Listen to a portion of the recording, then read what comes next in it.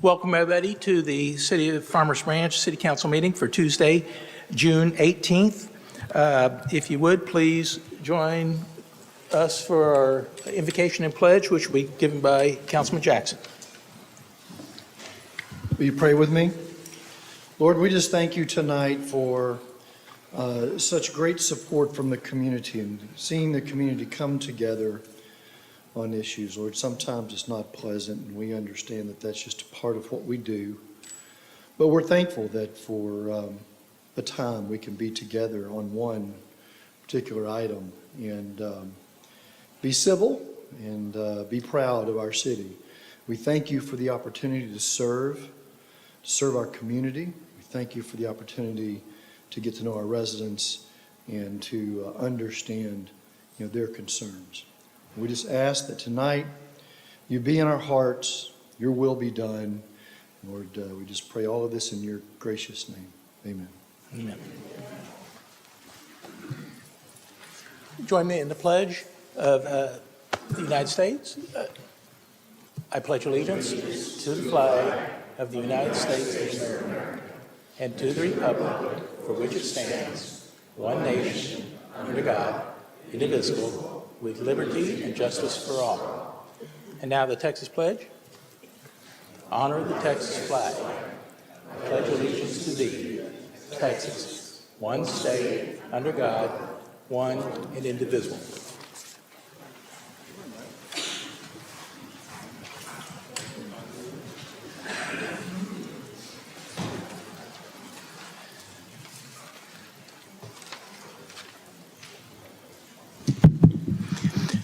So we're going to be going a little bit out of order this evening. I'm going to do one ceremonial item first, and that is item G1 is consider accepting a $75,717 funding request from the Metrocrest Hospital Authority for the Farmers Branch Fire Department to purchase 4 Stryker Expedition powered stair chairs. And I'm going to invite Chief Latimer and John Mahalik from Metrocrest Hospital Authority to come up. So just to give a little background, back in February of this year, Farmers Branch Fire Department applied for a funding request from the Metrocrest Hospital Authority in the amount of $75,717 to purchase 4 Stryker Expedition powered stair chairs. Farmers Branch Fire Department is seeking funding to assist with replacement cost of 4 manual stair chairs that assist with emergency responders' ability to assist patients and or caregivers downstairs or on elevated terrain. The current model and age of the stair chair used in our fleet range from between 9 and 21 years old. Our goal with funding is to upgrade to the latest technology offered for powered stair chairs. New powered stair chairs will assist with moving patients down steep staircases. These will provide increased comfort and security for our employees and the patient.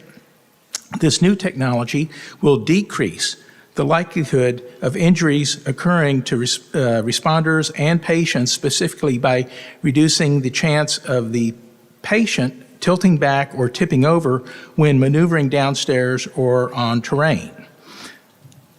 The chair also has a power track to alleviate caregiver injury or fatigue. Utilizing the modern chairs will provide responders with the ability to navigate a variety of terrains and environments. These chairs are designed to help prevent damage to staircases while easily maneuvering over obstacles. So the Farmers Branch Fire Department submitted a funding request to the Metrocrest Hospital Authority to purchase these 4 new chairs to replace the existing fleet. By implementing the new chairs into our fleet, we'll be able to better serve the community and stay up to date on emerging technologies in the emergency response field. The funding request for the proposed project would cover the purchase cost of the 4 chairs. Chief, would you like to add anything? Oh, yes, I would. Okay. I'll go quick. No, I'd just like to thank the mayor and the council and John from Metrocrest Hospital Authority and his team. Mayor Lynn introduced me to John and Krista from Metrocrest Hospital Authority about a year ago, the Business Women's Forum we were at. And so we got to meet and start a relationship there and then carry that on. And then we were invited then to put in a request for this funding that we got granted. And so it's a huge blessing because we actually put this $75,000 approximately into our budget request for this upcoming fiscal year budget. And so with this, we get to remove that now, which is a huge blessing to our budget, to our city, the taxpayers as well.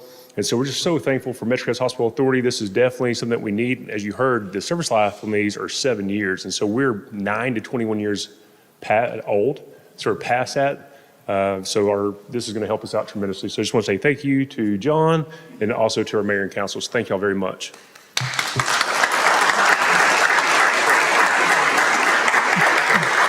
So, John, you want to say a few words? Okay. And if you don't mind, we have our heroes here tonight. So it's, it's hard to get them here. So if I can get them to come up front. So we always try to tip our hat. Our police chief and myself, we always try to remind everybody that our jobs, the whole purpose is to be servant leaders and serve these guys and girls. And so these are the ones that are out here serving us every day, just like this. And these chairs will tremendously help us save their backs. It's just like our stretchers, our chairs, all these equipment that we are asking for. It helps save their backs. It helps keep our community safe. So we just wanted to give them one more round of applause for all that they do for us.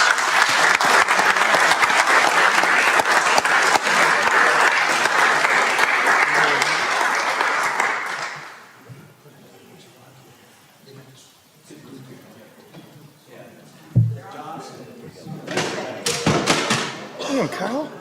I know. I'm gonna stick it. All right. Here we go. Okay. Here we go. Excuse me.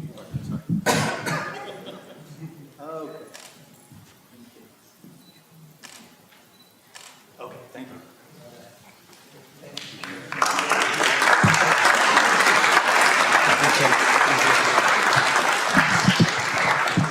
Again, I just want to say thank you again to John Mahalik, who is head of the Metro Crest Hospital Authority.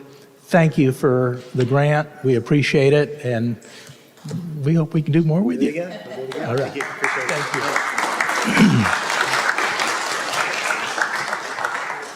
So a little departure from the norm. Been asked to call into executive session, so the city council will convene into a closed. Mayor, I have a point of order. Let me finish Sure. reading what I'm going to read. City council will convene into closed executive session pursuant to Texas Government Code 551.072, real property deliberations to discuss the real property located at 13309 Josie Lane, and to discuss pursuant to Texas Government Code 551.071, subparagraph 2, for the purpose of seeking legal advice from the city attorney on agenda item C2, discuss and deliberate. Mayor, I just wanted to request for the ceremonial items to be continued. We do have a proclamation as well as some other items, and I know that families are here as well as some other members of the community for that, and I think it might be respectful for them to, so we can continue with those items and carry along on their way.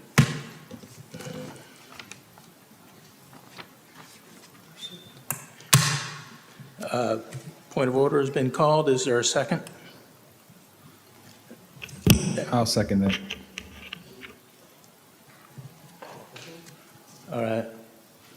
All for continuing with the agenda as presented, please signify by raising their hand.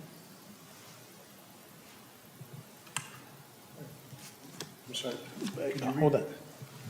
All for continuing the discussion, the agenda as it is presented. I want to make sure, moving through ceremonial items, that you all understand. Okay. Let's see. 3. Okay, all opposed? 2. Motion carries. We will proceed.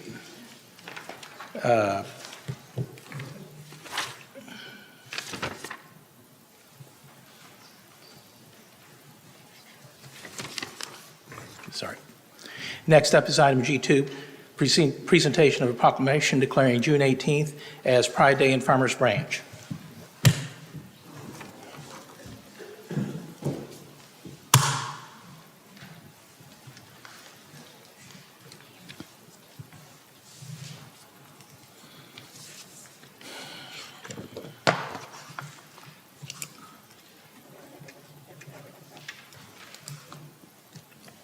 Thank you all so much for being here today.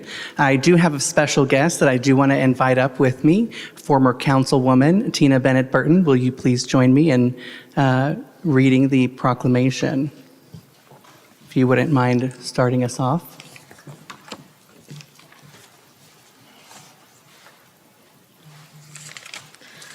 I am the short one in the group, sorry guys. So one might ask what Omar and I have in common. The obvious is we served on the city council together. That is how we met and where we got to know each other. However, more importantly, both of our spouses are true military veterans. Their service was during wartime and both deployed twice. Hernan deployed with the Marines twice to Iraq and once to Afghanistan. My husband, Brian, deployed with the Navy on the Saratoga and then the Enterprise. Their sacrifices were for all of us to protect all of our constitutional rights. We hold these truths to be self-evident that all men are created equal, that all are endowed with their Creator with certain unalienable rights, that among these are the life, liberty, and pursuit of happiness. Happiness looks different to everyone. As a community, we should embrace all walks of life, protect freedoms and pursuits of happiness, support one another and love one another. And for the most religious amongst us here and those listening, I'd like to remind you that Jesus said the second commandment is, love thy neighbor as you love yourself. Well said. Thank you, Tina. And with that being said, from the office of the mayor, whereas the lesbian, gay, bisexual, transgender, and queer, the LGBTQ communities of the city of Farmers Branch are an integral part of the vibrant culture and climate of the city of Farmers Branch. And whereas the diverse LGBTQ community continues to contribute to widespread academic, economic, and social spheres within and around our greater community, and whereas the month of June was designated Pride Month to commemorate the Stonewall riots, which occurred in June 1969 and are generally recognized as the catalyst of the LGBTQ rights movement. And whereas the City of Farmers Branch is committed to supporting visibility, dignity, and equality for LGBTQ people in our diverse community, and whereas while society at large increasingly supports LGBTQ equality, it is essential to acknowledge that the need for education and awareness remains vital to end discrimination and prejudice. And whereas this nation was founded on the principles that every individual has infinite dignity and worth, and the Farmers Branch City Council and Mayor calls upon the people of this municipality to embrace this principle and work to eliminate prejudice everywhere it exists.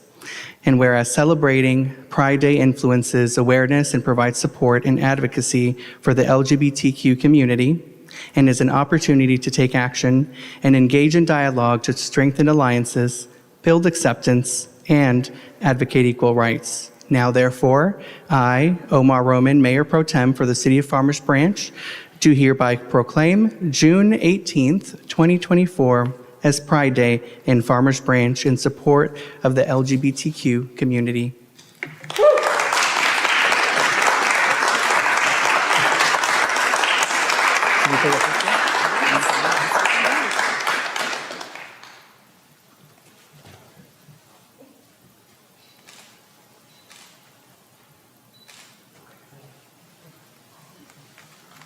Thank you guys for being here.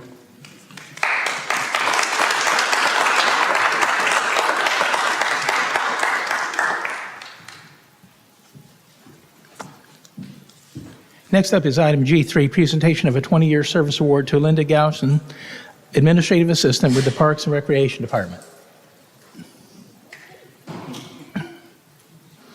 So we honor a remarkable individual on her 20th anniversary with the City of Farmers Branch tonight.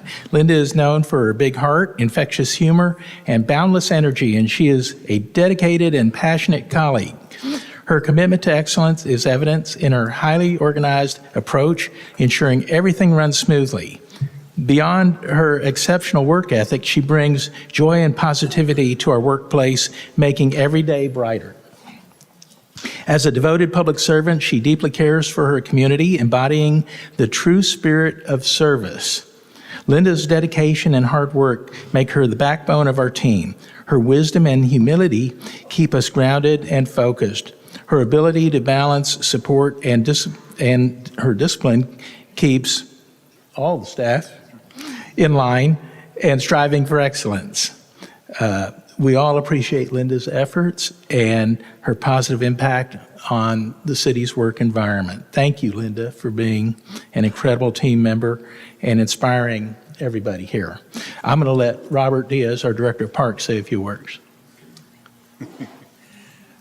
I just want to say a few things. Linda's a great asset to the department, and I've only been in the department a couple months, but I know if I need anything done, I go to Linda. So she keeps everybody moving, keeps the things in line, and we appreciate everything she does for us. So thank you, Linda, for all you do.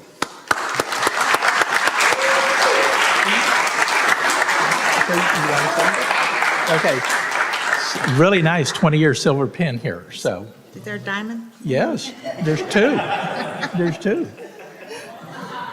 I just want to say thank you. It's a pleasure to have been here 20 years. I remember when I moved out here, it was for the job to come to City of Farmers Branch.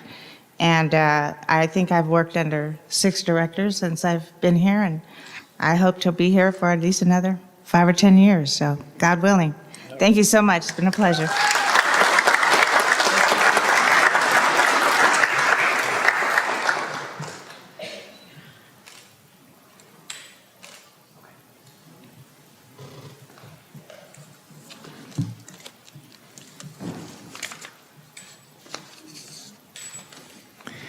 And next up is item G4, presentation of the Employee of the Month Award for the month of May to Louise Means of the Community Services Department.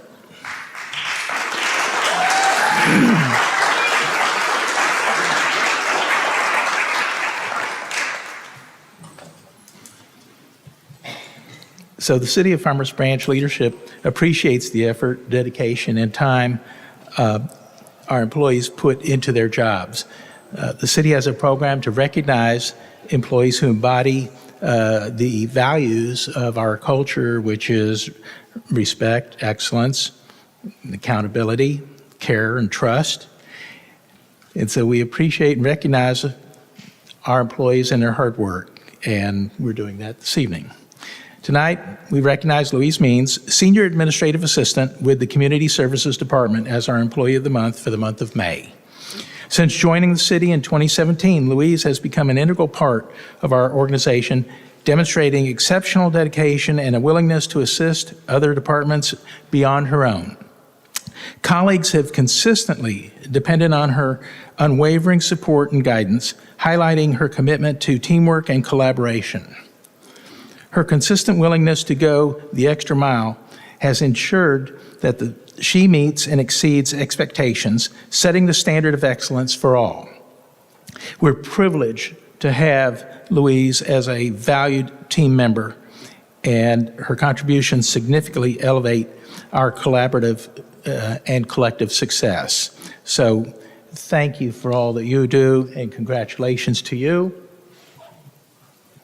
I'm going to ask Danielle to come forward, but we have this beautiful Employee of the Month award for you. And Danielle. So I had a speech wrote, really short, afraid that things were going to go long tonight, but he already read my mind and what he just read. Because I was just going to say that there isn't an employee that deserves this more than Louise. She is integral to part of our department, of our group. She keeps us running. She helps our whole entire suite. And then she doesn't hesitate to help any other department when they're asked. And so she exudes react. She is one of those people that it just comes from all the time, and she's always very helpful. We're very, very grateful. So congratulations, Louise.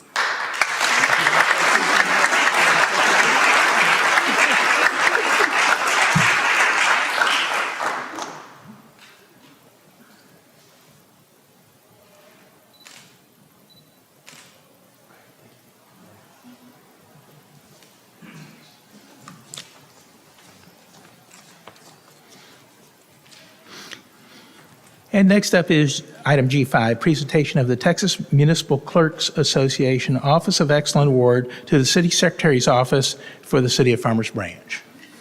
Hi, Mayor. Oh, there you go. It's like, where'd you go? Okay. We'd like to be in the back. The Achievement of Excellence Award program recognizes the statutory requirements and demands of the Texas Municipal Clerk's office's effective and efficient management of resources for proper governance. The award recognizes municipal clerks' offices throughout the state who have demonstrated excellence in 9 of 12 categories, such as board and commission management, governmental transparency, records management, Open Meetings Act, Public Information Act, elections management, and more. The City of Farmers Branch City Secretary's Office has clearly demonstrated the standards for quality for the Office of Excellence Award for 2024-2025. This is the third consecutive year that the City Secretary's Office has received this award. So, Stacy, Aaron, congratulations to you.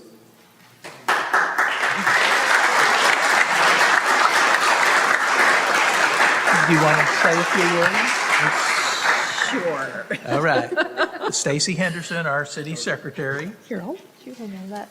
Just want to say thank you. Our office is dedicated to open government and transparency through meetings such as this, through our elections management, offering elections throughout our city and access to public records. And so we're just honored to be recognized by our Texas Municipal Clerks Association. Stacy and Aaron do a great job. So, city couldn't function without them. Thank you, Mayor.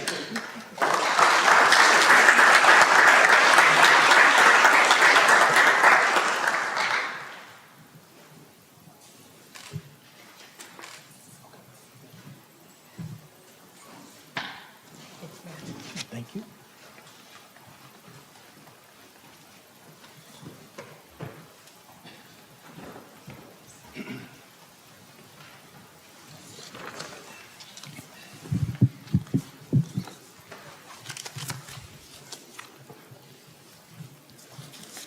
Next up are items of community interest. Mr. Brady. Okay, thank you, Mayor. Items of community interest for this council meeting of June 18th, 2023. Brush collection remains a top priority for Farmers Branch. Sanitation crews have been working constantly for 3 weeks now to collect debris from the Memorial Day storms. This week, they're working on the Tuesday collection route. It will likely take all week long. Expect substantial delays. Crews will try to collect bulk items starting next week, and please remember to keep those bulk and brush piles separate. The Barneywood Dog Park is open this week, but will be closed beginning Monday, June 24th until Tuesday, July 16th to allow park staff to re-sod certain areas. Come out and have coffee with a cop on Saturday, June 29th from 8:30 to 10:30 a.m. at Hoya Playground. Starbucks will provide the coffee, and our police department will have some swag to hand out. No agenda, just an opportunity to meet your local law enforcement officers. Also, join us at the Historical Park on Wednesday, July 3rd for the Farmers Branch Independence Day celebration. We'll have Empire 6, free kids activities, festival food, beer and wine, and the very best low-level fireworks show in the area. Residents can pick up a firecracker pass for free admission and 30-minute early entry at the rec center and other city facilities. As many of our residents know, the West Nile virus has been detected in a mosquito trap here in Farmers Branch. The city initiated spraying for 2 nights in Area 4, Mosquito Management Area 4. That's near Brookhaven Country Club. We also have mosquito repellent and larvicide dunks available free of charge here at City Hall. Does the green space behind your backyard or fence look like a jungle? If so, we need your help. That grassy, unpaved lane is called an easement, and it should be maintained just like our front or backyard. Grass, weeds, and brush must be trimmed. For more information, call the city at 972-919-3131 or use the FBTX Connect app. During the renovation of the Branch Connection, the Monday Mixers have moved to venue 1842 at our historical park. They feature live music and a great big dance floor. They're free for residents and non-residents ages 50 and older. The next two will be Monday, July 22nd and July 29th. Call 972-919-8740 for more information. Also, the overlook at the John F. Burke Nature Preserve is closed currently for repair due to erosion caused by the recent heavy rain. All other areas of the Nature Preserve are still open. However, visitors should avoid the river's edge. And we also want to introduce Perla, our city's new Director of Economic Development, Perla Tavera. She's right here in the front row. Perla has served the city since 2023 as our Deputy Director of Finance and has been a proven leader. Please welcome Perla to her new role. She says she's ready to hit the ground running. Is that right? She's already done so. And as always, you can sign up for City e-News at farmersbranchtx.gov. Mayor? Thank you, Mr. Brady. Next up is our report on study session items. We only covered one item this afternoon, and that was to hear a report from the Trinity River Authority regarding the rehabilitation and replacement sewer line project along Luna Road. And then we allowed citizen comment on that particular item. So we did not get to anything else. We will be finishing study session after regular council meeting. And that's all I have to report on, on that. Next up is citizen comments. Citizens will have a 3-minute time limit for each citizen to speak with reasonable limitation on speakers on one topic or item with a maximum of 15 minutes total on the same topic. Anyone wishing to speak shall be courteous and cordial. Please refrain from disparaging or inflammatory remarks directed at any member of a board or commission, city council, or city staff. And with that, when I call your name, if you will, come up. Please state your name and address when you come up. You'll have 3 minutes. First speaker is Walt Nickel. Walt Nickel.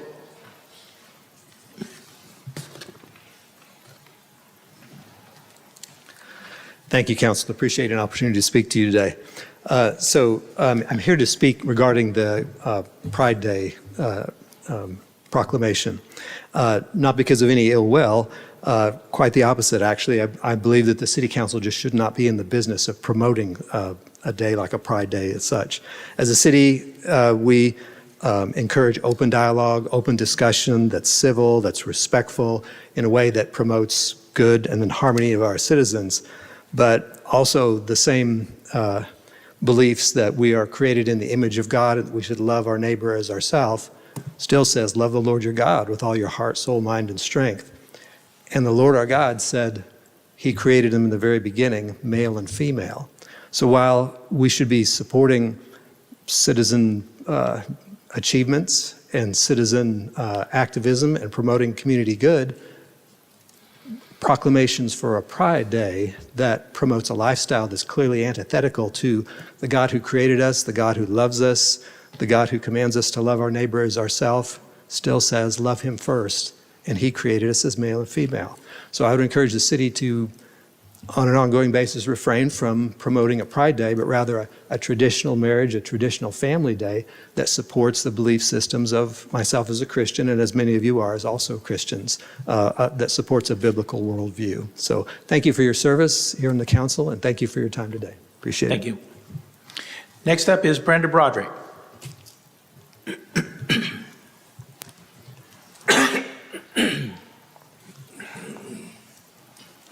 I am Brenda Broderick. My address is 13531 Rawhide. We've just issued a Pride proclamation. My purpose here is to say that we should not issue a Pride proclamation. So let's describe what we're proclaiming. Pride. What is pride? It is intimate sex or sexual impulses between a man and another man, or a woman and another woman. So this is all coming out of Romans 1. And it says, coming from the Holy Spirit, he doesn't mince words.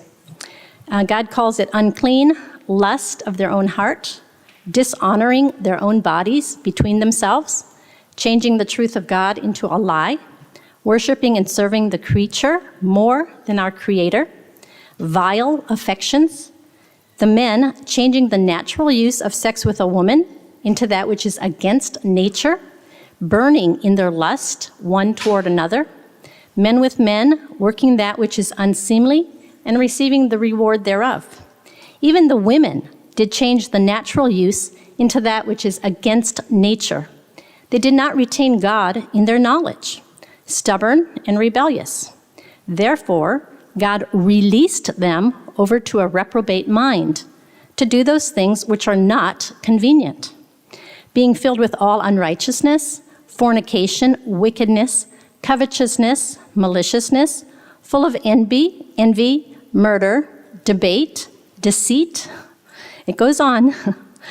Gossipers, backbiters, haters of God, despiteful, proud, boasters, inventors of evil things, disobedient to parents, without understanding, covenant breakers, without natural affection, implacable, unmerciful, who, knowing the judgment of God, that those who commit such things are worthy of death, not only do them, but have pleasure in those who do them.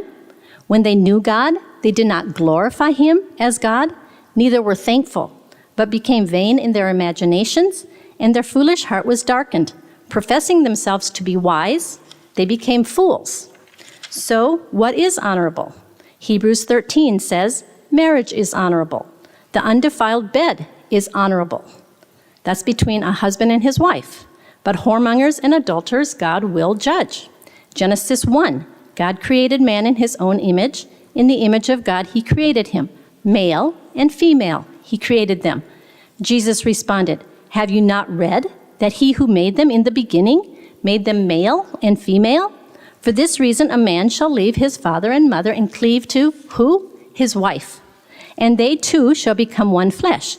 They're no longer two, but one. What God has joined together, don't let anyone separate. Some say Jesus... Thank you. Thank you. Thank you. Next up is George Broderick.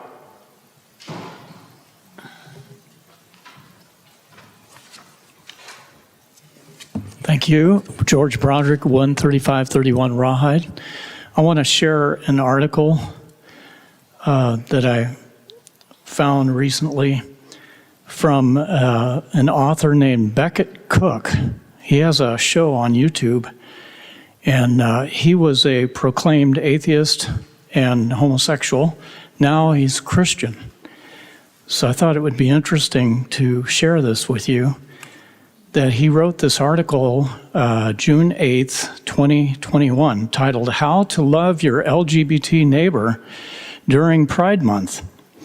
Cook said, it may seem loving to affirm our gay friends and relatives, but it is actually quite the opposite. Cook said, with eternity at stake, the most loving thing we can do as Christians is tell them the truth that, yes, homosexual behavior is a sin, but that forgiveness and mercy can be found in Jesus Christ.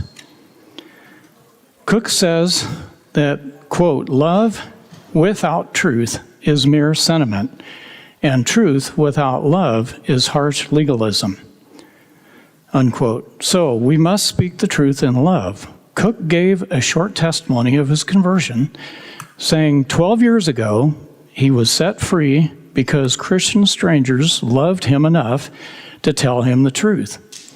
They didn't try to change me. They let God do that. But they didn't tell me that I was okay either. They didn't love me with empty affirmations or rainbow profile pictures. They loved me with truth and an invitation to meet Jesus, and thankfully, he says, my life will never be the same. This article was written by Becket Cook, titled, quote, How to Love Your LGBT Neighbor During Pride Month. Thank you, council members, mayor, for your time and service. Thank you. All right, that concludes our citizen comments. Did you fill out a form?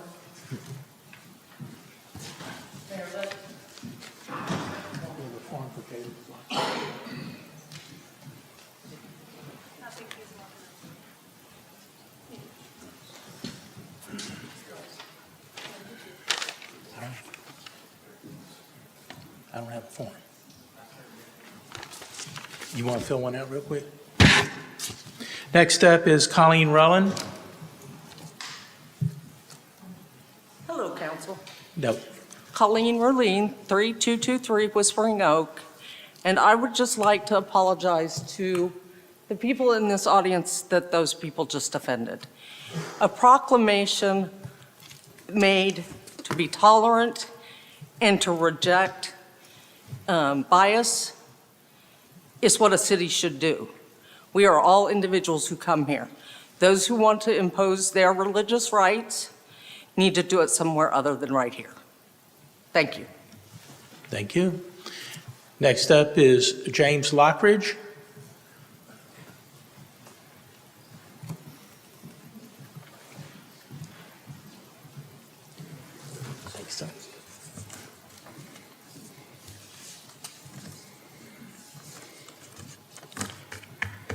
James Lockridge, 11771 Mar-a-Lago.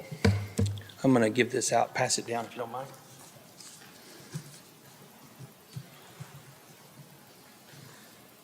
Guys, I was here before. A lot of you were city council, some of you weren't even here.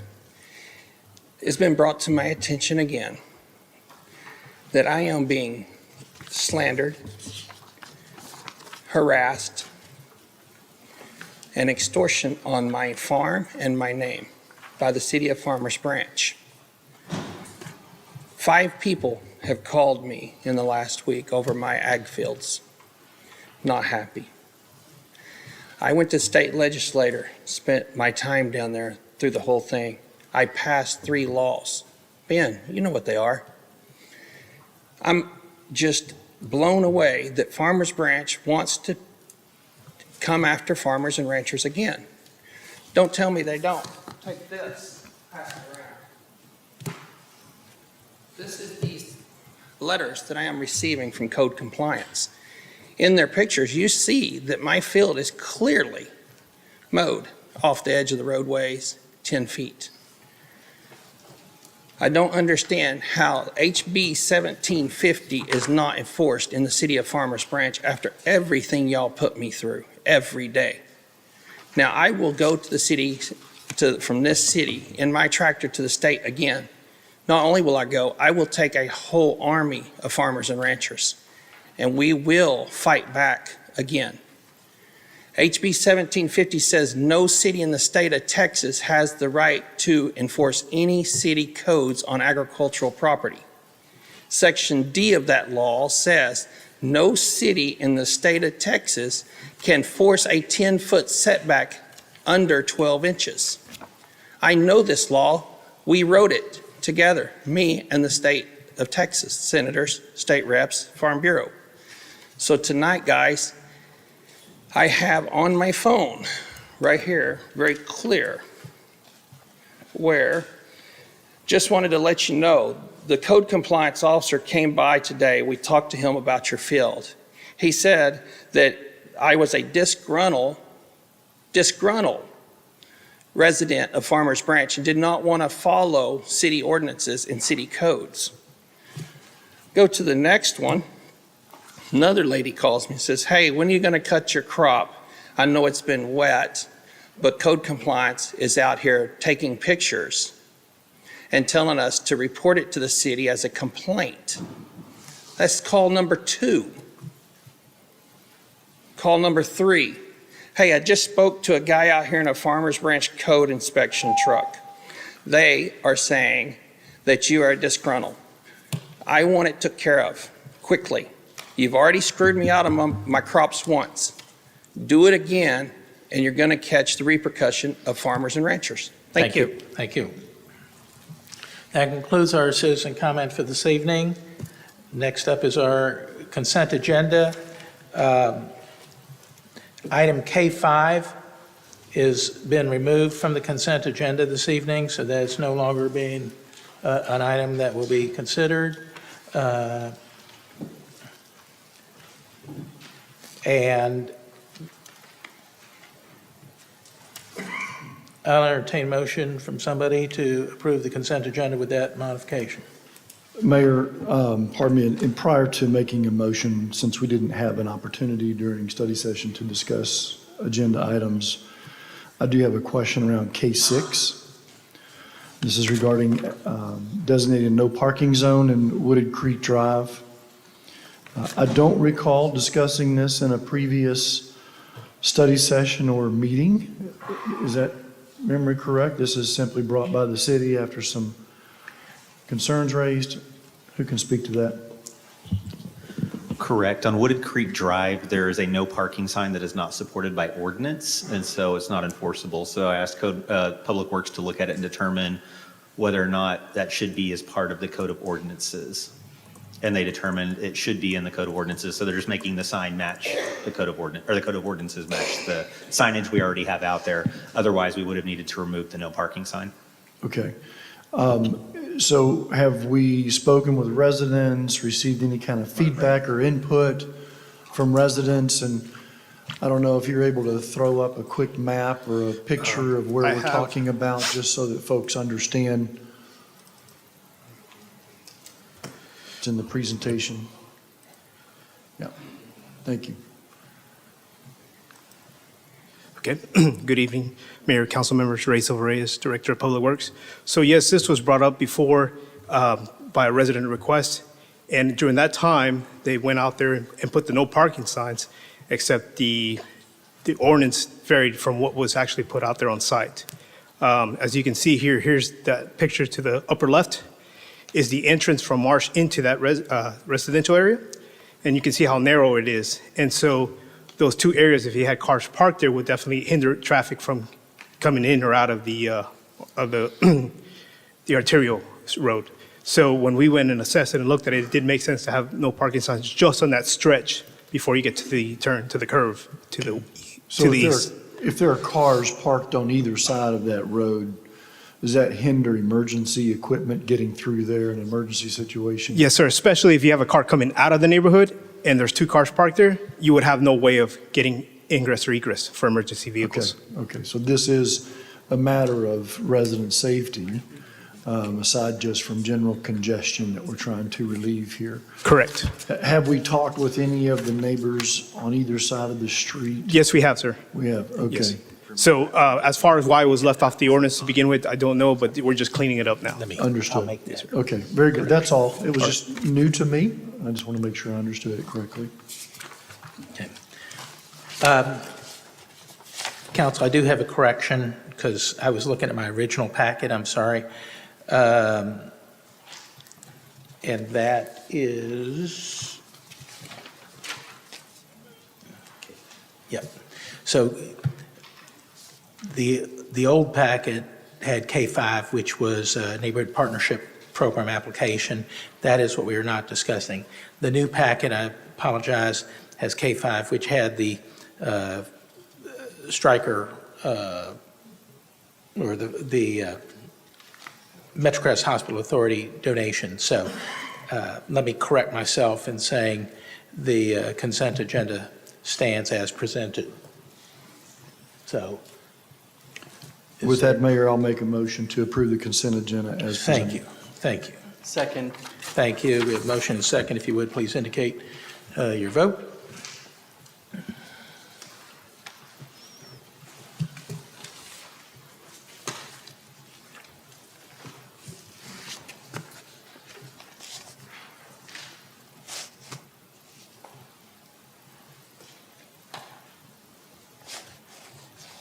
Motion passes unanimously. Thank you very much. Next up is public hearing, item L1, which is conduct a public hearing and consider adopting ordinance number 3865, approving an industrial development on approximately 3.5 acres located at 12197 Denton Drive within the Planned Development District number 32, zoning district, approving resolution number 2024-100, authorizing a trail improvement deferral agreement in the amount of $40,798.40, and take appropriate action. Good evening, Mayor and Council. Lily Sutton, planner, and today we're going to be discussing a property on Denton Drive for a potential industrial development. The current property is a vacant lot within PD 32. PD 32 does allow for office uses, but it does not currently allow for warehouse and distribution. So one of the items up for consideration tonight is to allow for warehouse and distribution within PD 32 by right, and light fabrication to be allowed by SUP only. This is a general site overview. Another portion of tonight's considerations is the resolution which is related to an escrow agreement for a portion of the West Side Art Trail to be constructed at a later date by the city along the I-35 section to the west of the property.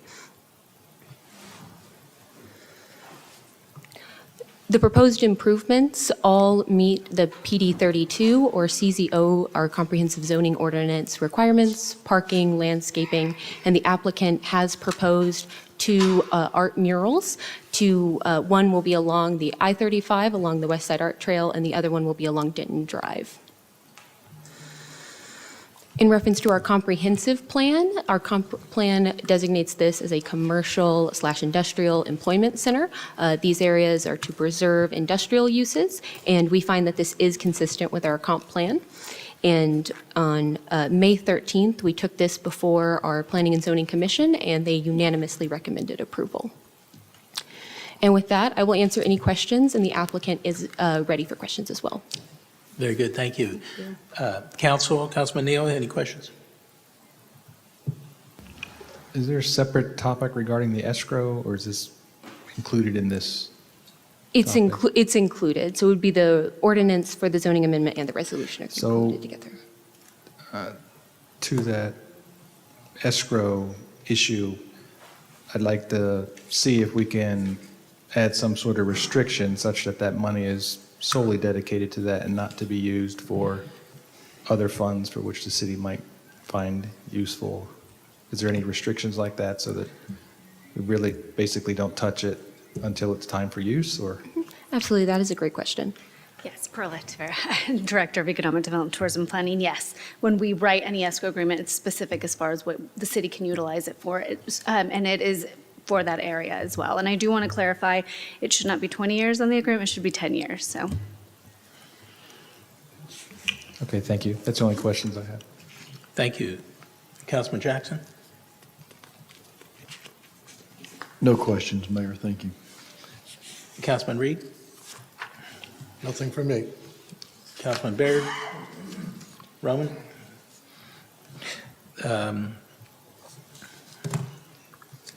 Very good. This item is marked for action, so. Oh, it's a public hearing. I do not have anybody signed up to speak. Does anybody care to make comment? Seeing none. Mayor, I make a will motion. close. Okay, I was going to move to close the public hearing. I make a motion to close the public hearing and approve ordinance number 3865 and resolution number 2024-100 as presented. I'll second.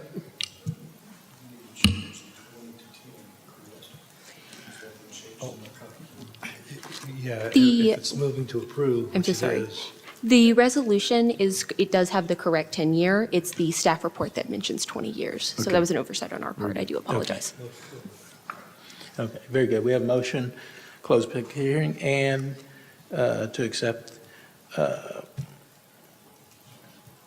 this item. So if you, was there a second? Second? Dave did. I didn't hear you. I'm sorry. Okay. If you would, please indicate your vote accordingly.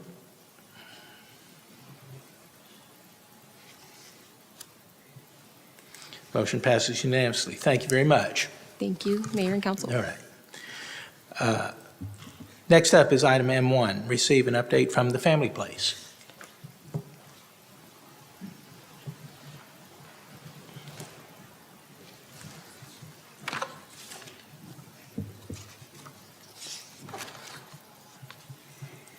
Mayor and Council, Jennifer Rainey, Assistant to the City Manager.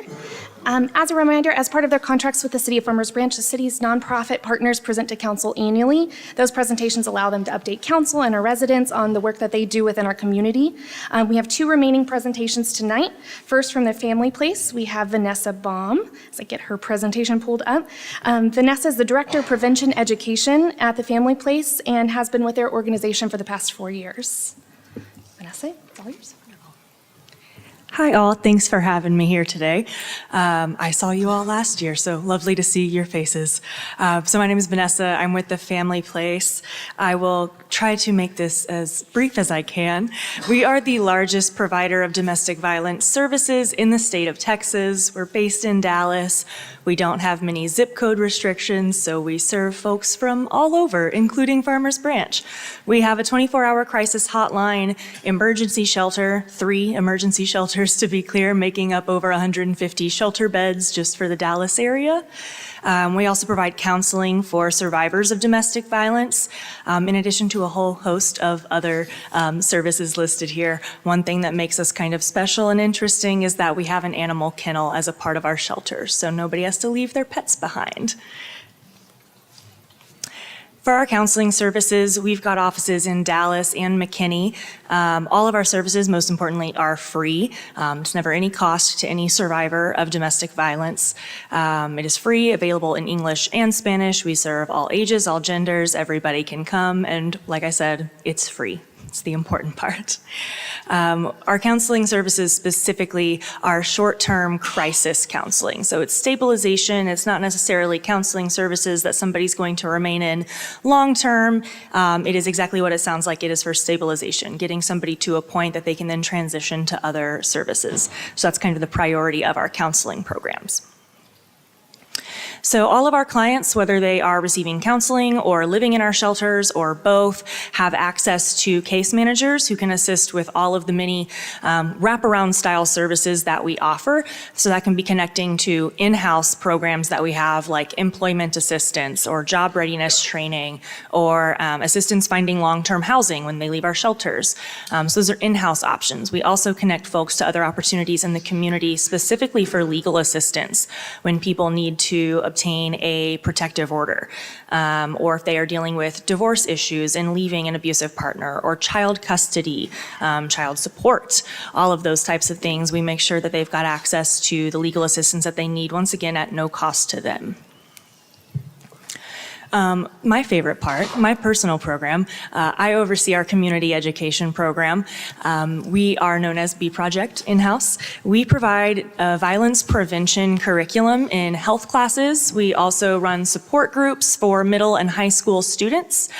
We do leadership development with youth and school-wide engagement as well, engaging the entire school community, teachers, parents, students, everyone.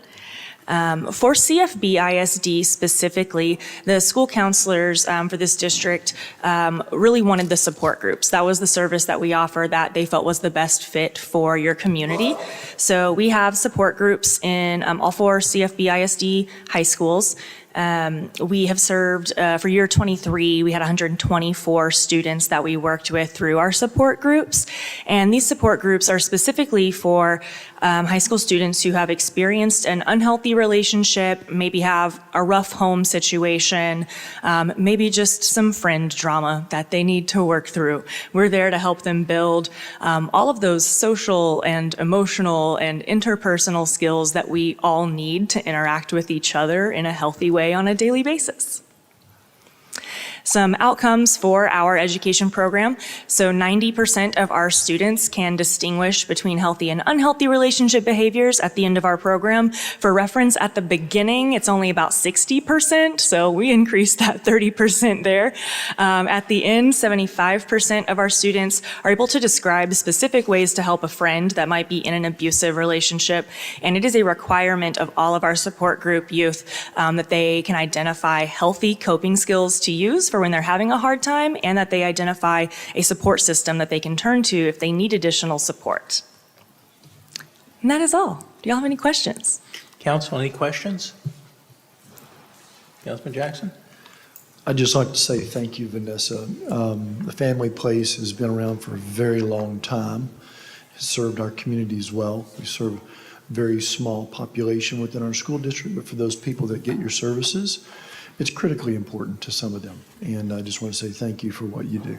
Thank you so much. Thank you. Anybody? Okay. Thank you. Thanks, All right. y'all. Thank you.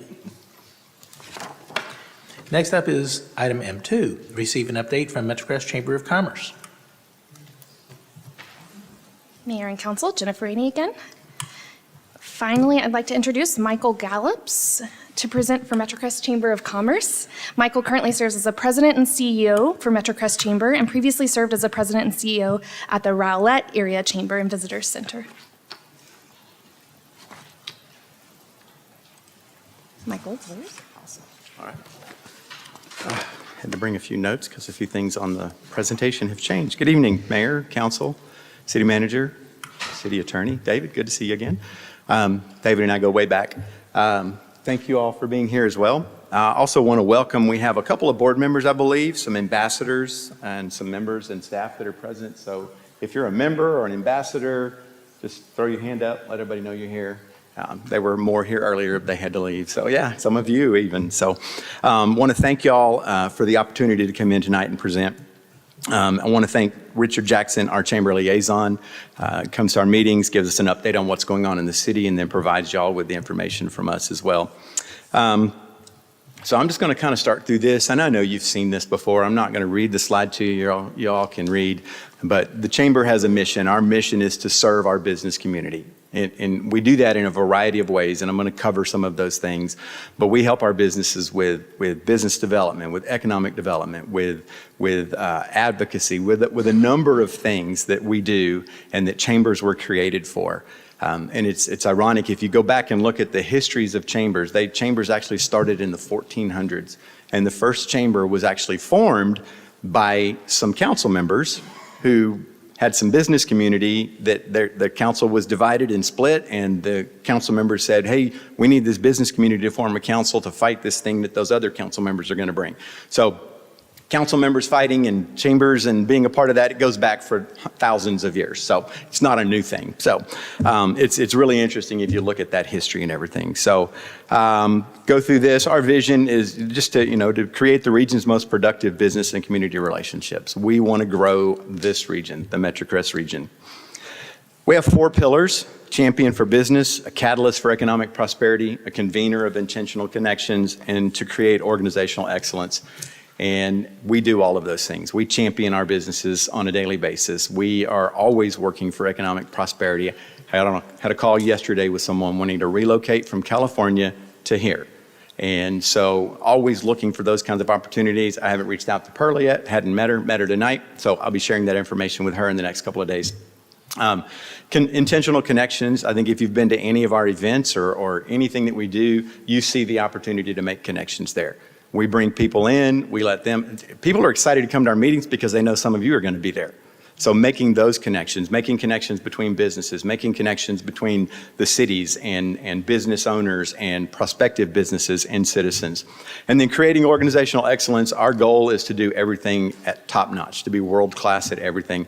And I'm going to go through some of the things on my vision, and I'll talk about that organizational excellence just a little bit more here in a second. So there's my current staff. I'm sure some of you have heard, but Megan has resigned. Her last day is this Friday.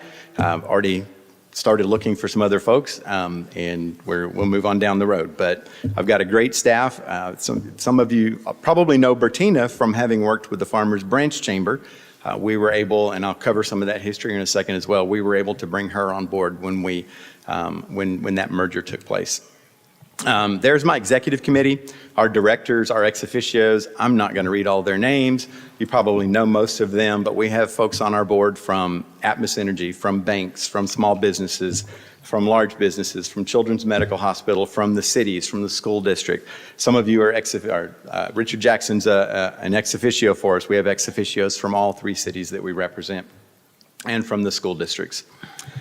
So we have several different committees that members can be involved in. Ambassador committee, some of you may be ambassadors.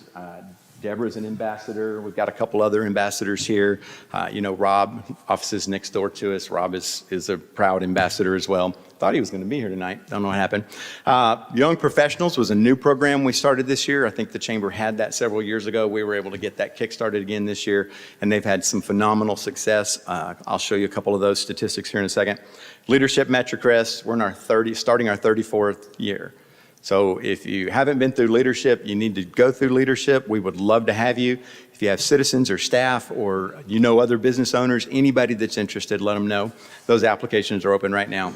We've also created a Workforce and Talent Development Committee, and its focus is on those things. And I separate talent and workforce. Talent is growing our future workforce, helping them be prepared to enter the workforce. I had a business owner tell me a couple of years ago that the schools are doing a phenomenal job of getting kids certified, ready to do the thing, but they needed somebody to help make them human. And those were their words, not mine. But by that, they meant help them understand what it is to adult.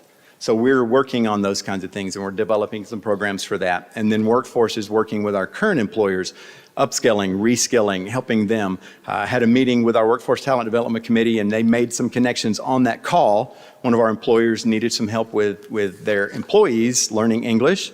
So we made a connection with them for some ESL, and then they hire employees without a high school education, but for those employees to advance, they have to get their GED. We made connections with them for that as well. So that's what we're in the business of doing. And then our Government Affairs and Legislative Committee, and that's one of the things that I personally am most excited about, because for some reason I love politics. You understand why, right? Because you all love it too, right? And so we are going to be doing some things with Legislative Committee. We'll be having a candidate meet and greet for our November 7th candidates coming up later on this year. And then next year in March, we're going to be organizing and taking a trip to Austin. It'll be a 2-day trip for all of you. You're invited, city staff, city council members, citizens, board members. Anybody that wants to go can go. So there'll be more news coming out about that. Okay, so a membership breakdown. I thought this was really interesting when we did this. When I ran these numbers, 24% of our membership, almost a quarter. Actually, I ran it again today. This was from about 3 weeks ago. I ran it again today, and it's actually 25% of our members now are from Farmers Branch.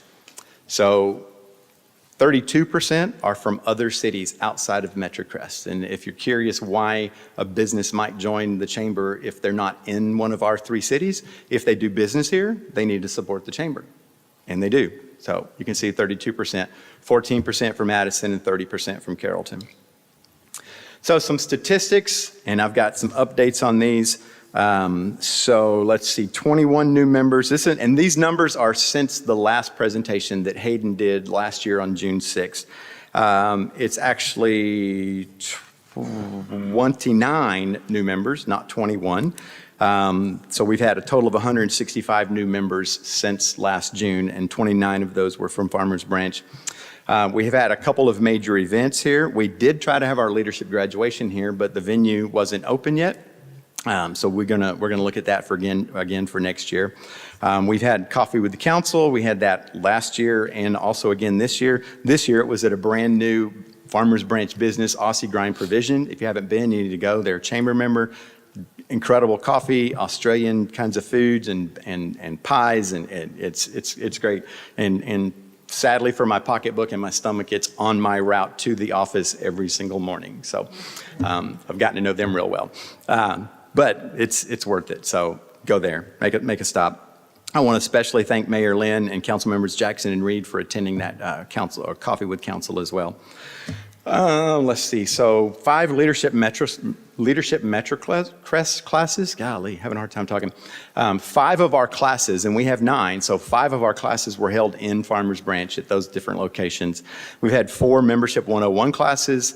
We had our chamber open house. That's probably one of the most significant things is and I'll go through the history again in a second, but we moved our offices into Farmers Branch, and we're at Midway and Alpha, which is why I'm right down the street from Aussie Provision. So they weren't there. We were there first, and they came in, and now I have to stop. So several other events, MetroCrest After Hours. Young Professionals have had a couple of meetings. They've met at the Meeting Place, 32 were in attendance at that, and they met at Odd Muse with 59. And an update on the number of ribbon cuttings. We've actually had 19 ribbon cuttings. So how do we go from last year you had 2 chambers presenting to 1 chamber presenting this year? So June 6th, both Grace and Hayden presented to you guys.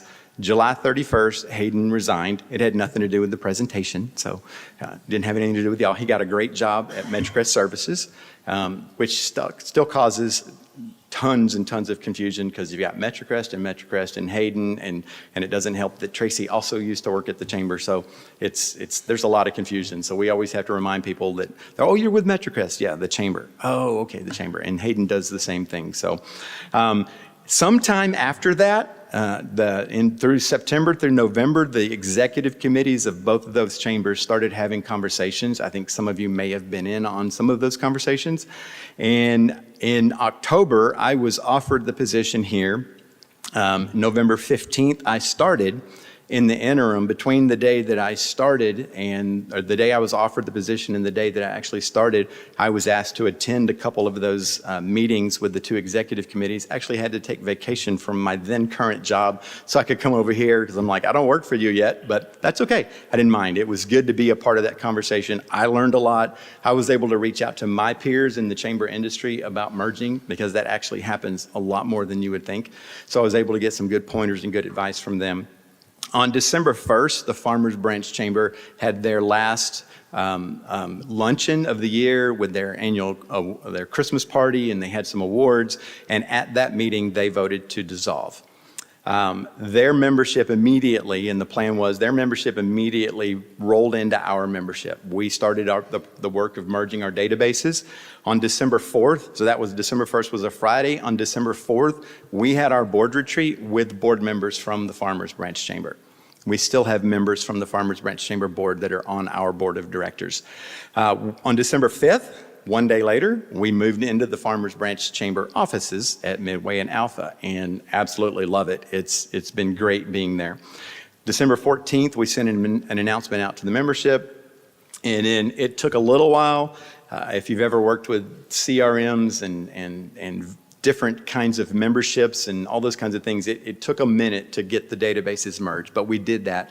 During that interim, we were still servicing members from Farmers Branch. There were about 30 members that were in both chambers, so we had to merge their records into one record. It was an internal nightmare from that point of view, but it was phenomenal having them on board. The former Farmers Branch members have just taken in. They're involved in our ambassadors. They're involved on our board. They're attending our meetings. They have gotten very involved, and we love having them there. We office right next door to one of them, so it's been great. And then along with that, because we were bringing 2 chambers together, we made some other internal changes. We created a brand new bylaws. We basically scrapped the old ones and started over with new bylaws. We did the same thing with a board policy manual, which didn't exist before. We did the same thing with a financial management policy. So all of those things have been put in place, and we are now, as it says on the slide, rocking and rolling with a better, stronger Chamber of Commerce. Part of that agreement when we were merging with them, when we were having those conversations, we didn't want to leave behind everything that Farmers Branch Chamber had done. So we asked them, what kinds of things are important to you? And those were some of the things that we incorporated. We took on the prayer breakfast that several of you attended. We took that event on. That wasn't in the plans, wasn't budgeted for, wasn't in the books, but we did that. We changed our second luncheon of the month. So the MetroCrest Chamber has 2 Connect lunches. They've always just been networking. Everybody gets 30 seconds to do their elevator speech. We changed the second one to be more similar to the way the Farmers Branch Chamber had been doing their luncheon. So now we have a guest speaker. It's more of an educational format. We also, we are having a golf tournament later this year. That was something they did. We had not done that. We used to. Then we quit. We did a skeet shoot or something like that last year. This year we're bringing back the golf tournament. And excited to do that. And other than just the couple of times I've said it, we've stopped referring to them as former Farmers Branch Chamber members. They're MetroCrest Chamber members. And we're all one big happy family, and we're excited about it. So let's see. So there we are. So the future of the MetroCrest Chamber of Commerce. It's all about growth, collaboration, and prosperity. And I think all of us can agree that those are good things. So my vision, and you may have seen this, yeah, I've done some blog posts on it. I think I've emailed it to you. I've handed copies of it to some of you. I think Richard gave some of you copies of it in a meeting a few months ago. But my vision there is to cultivate a dynamic and thriving community where businesses flourish, innovation abounds, and collaboration drives sustainable growth.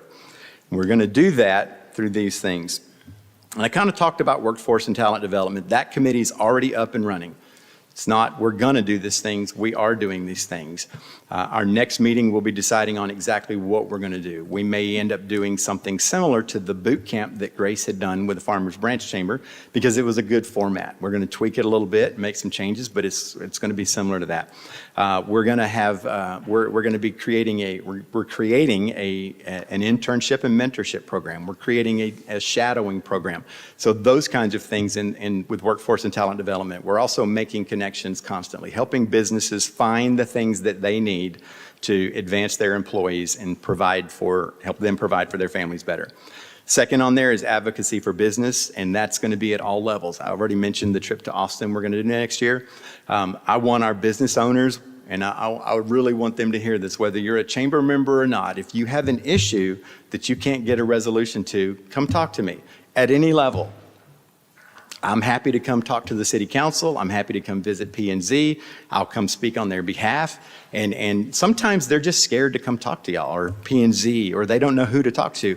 I want to help them make that connection. Chamber member or not, we're going to help them find the right people to talk to, whether that's Perla, somebody in finance, somebody in planning, Public Works, whoever it is, we can help them find the right people. And that's our role, is to help them and be an advocate for them. At the state level, that's an obvious one. There are 8,000 bills submitted every 2 years to the state legislature, and a lot of them are really bad for business. And if they're bad for business, we're going to fight them. If they're good for business, we're going to support them. Don't care who wrote them, that's what we look at. Are they good or are they bad? Fight them if they're good, or support them if they're good, fight them if they're bad. And we'll start doing that at the federal level too. And there's even more going on there. Partner city relationships, obviously I value the partnership that we have with all 3 cities. We're here in Farmers Branch. This partnership is very important to us because we reside here. Our office is here and we see our members and we see our businesses on a daily basis. And what I really want is to be a partnership. And I may touch on that a little bit later, but I'm really looking for a partnership. We're not your employee, you're not our employee, we're partners. We have the same end goal in mind when it comes to our business community, and that's for them to prosper. Accreditation and excellence. So I talked about excellence and mentioned it briefly as one of our pillars. So much like the city secretary's office gets that award that they got tonight, chambers have a similar process, and that process involves being evaluated in 9 different areas. And those 9 different areas, I couldn't list all 9 of them, but it includes things like finance, it includes things like facilities, it includes HR, it includes programming. There's a ton of things, benchmarking. I can't even remember all of them. There's 9 different areas, and they're very, very in-depth. They look at things like, is your office ADA compliant? In my last job, and David will get a kick out of this, in my last job, I was in a city-owned building that wasn't ADA compliant. It had a great ramp that was ADA compliant, but it didn't have lighted exit signs on the front and back doors on the inside. It didn't have a working smoke detector, and the fire extinguisher hadn't been looked at or evaluated in 15 years. So we fixed all of that, and that was part of our accreditation, and those are the kinds of things they look at for facilities. They require that the chamber have an audit, and then a review, and then an audit. So an audit every 3 years and a review's in between. So it's pretty intense. It's a lot of work. It requires getting all of our documentation, all of our policies and procedures in place, and then making sure we're doing it. Not just saying we're doing it, not just having a policy, not just having a strategic plan, not just having a government affairs committee, but actually doing the thing, okay? So they check all of those kinds of things. Small business and empowerment through training, obviously we're here for small business. They are our bread and butter. 85% of our members are small businesses. And not the SBA's, their definition of a small business is under 500 employees. Most of our small businesses are under 50. They're truly small businesses. Many of them are 1 and 2 people. And so we offer training. We're going to make connections with them. We're working through some of our partners to provide lunch and learns and different things like that where we can help educate them. And then economic development, obviously, that's a huge thing for us, helping grow our economy. Like as I mentioned earlier, I had someone call me today that wants to move their business. It's a tooling business. Their biggest customer's in Arlington, and they want to move to this area. Great, we can help you with that. Some things that are coming soon. That we are working on, and have actually started on some of these, the Senior Services Alliance. Deborah, you still here? Deborah's right back there. Deborah's going to be helping chair our committee for that and helping us run that. That organization, that committee will be focused on serving senior citizens. So we'll reach out to businesses that serve seniors and businesses that want to serve seniors and find things that we can do where they can collaborate, they can network with each other, and then maybe even go out and do some projects and do some projects to serve our senior citizens. We've already spoken to MetroCrest Services. They want to be a part of that as well. MetroCrest Manufacturers Association, I have been approached by a couple of members who are interested in doing that because there's a lot of manufacturing in this area. Most of it's probably in Carrollton, but there is some here, there's some in Addison, and we've actually spoken to the folks that are running the Dallas County Manufacturers Association. If you're familiar with it, it's based out of the Garland Chamber of Commerce, and after speaking to their president, most of their members in the DCMA are actually in Garland. So Paul Mayer is his name, and he's like, no, you guys need to start your own, focus on your area of town, focus on this Northwest Dallas County part. And then we're going to be starting a Veterans Business Alliance. As a veteran myself, it's important that our veterans are served. And so we're going to bring together, much like the Senior Service Alliance, we're going to bring together businesses that serve veterans and veteran-owned businesses. So it'll be cool to identify those, and looking forward to that. Let's see. That's it. You guys have any questions? Great. Thank you, Michael. You bet. You know, I was very curious how this was going to work out with the merger and whatnot, and I must say I couldn't be more pleased.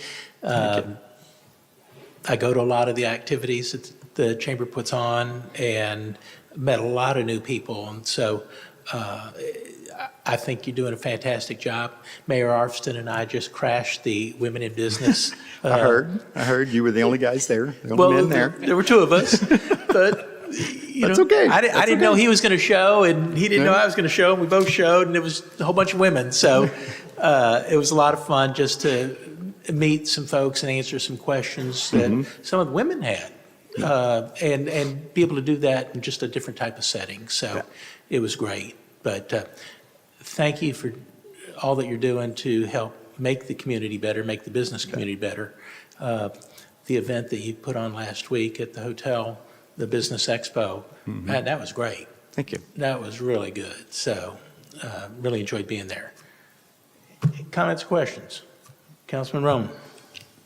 I just wanted to thank you for sharing that statistic on the fact that 85% of your businesses are small businesses, because I remember being part of the initial conversations. I was the liaison for the Farmers Branch Chamber, so I was listening into the conversation one morning about the merger and how that was going to go. And I remember one of the board members specifically said that traditionally, and maybe it's a misconception, but it was their belief that traditionally regional chambers are typically more conducive to mid-sized to larger firms or organizations.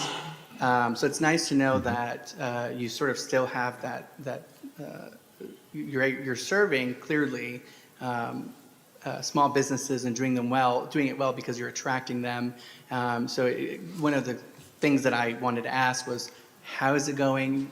What's the feedback with the small businesses? But obviously the numbers seem to speak for themselves. So I thank you for that. I think it's been really good. We're growing like crazy. We've added, Marianne, what are we at now? 80 something, almost 90 members, and we're just now almost halfway through the year. So we're if we doubled what we've done so far this year, we'd be about 30% more than last year. Yeah. So yeah, it's been good. Thank you. That's it for me. Thank you. Councilman Reed. I want to thank you, Michael, for the time that you were able to spend with me a couple of weeks ago. I really appreciated that and getting insight into the organization, and I'm excited to continue to be part of it post-merger. And I look forward to participating in the events and the ribbon cutting and the various meetups that you have, just to expand my knowledge of the area, the businesses, and the folks around here. Thank you. Awesome. Thank you. Councilman Jackson? Thank you, Mayor. I want to echo the mayor's comments, Michael. Job very well done. I remember coming out of your interview thinking, we need this guy here. And Thank you. You and Mary Ann and Megan and the team and the ambassadors have just run 100 miles an hour for the last, 9 months? 8, 9 months. 7. In bringing chambers together, connecting with membership, growing membership. Many chambers, and I'm sure you've seen this, particularly in smaller areas, they're happy hour chambers. This chamber makes some very personal connections and stays connected with the business community and is connecting dots all over the place. I don't know how you do it, but keep doing it because things are going very, very well, and I'm very proud to have you aboard, and I just want to say keep up the good work. Awesome. Thank you. Okay. And that goes for your staff, too. Yeah. Because it's not just you. Couldn't do it without You got them. a good support team behind you. Couldn't do it without them. So for ladies, sure. thank you back there. It doesn't go unnoticed, that's for sure. Absolutely. So, thank you very much. Thank you. Next up is M3. Next up is item M3, consider approving resolution 2024-111, authorizing the city manager to purchase a K-9 unit vehicle with Reliable Chevrolet and the equipment package from Defender Supply through an interlocal cooperative purchasing agreement for the police department and take appropriate action. Perla Tavera, Director of Economic Development, Tourism Planning. In my prior life, it was Finance Director, Deputy Finance Director of Fleet Facilities and Finance. So I apologize, this was supposed to be on the consent item, it went in the resolution, so do not have this presentation, so we'll run through it together. So this is Hondo. This was that he actually became part of City Farmers Branch Police Department April 2024. We only currently have one K-9 unit, and that was purchased in 2016. Fleet has spent about 137% between maintenance and repair over the cost and the life of the current vehicle. I will say we only have one K-9 vehicle. If that vehicle is down for repair or maintenance, Hondo's out of service. So this approval will reduce any delays and any substantial damage repair if needed. We did have to repair it, and Hondo was out of service when the AC was out because you don't want a dog in a hot car. So I'm available for any questions. Council, any questions? Questions over here? Yes, sir. So this is an additional or new unit? Are we still going to have the 2016 unit available for backup? That's exactly what we want to do, correct. Okay, okay. So Hondo's always at work. And is Hondo on the street now, or when? He's not here. He was here when he first came, and there was an issue with the loud noise and the clapping. So if you want him back, council member, I No, will I'm just I will wondering make if sure. he's He out is, working the correct. streets right He's now out- for yes, us, or if the he is. city. He Okay. is. The unit's up, yeah. All right. No other questions or comments? I'll move to make a motion that we approve resolution 2024-111 as presented. I'll second that motion. Thank you. Motion and second. If you would, please indicate your vote accordingly.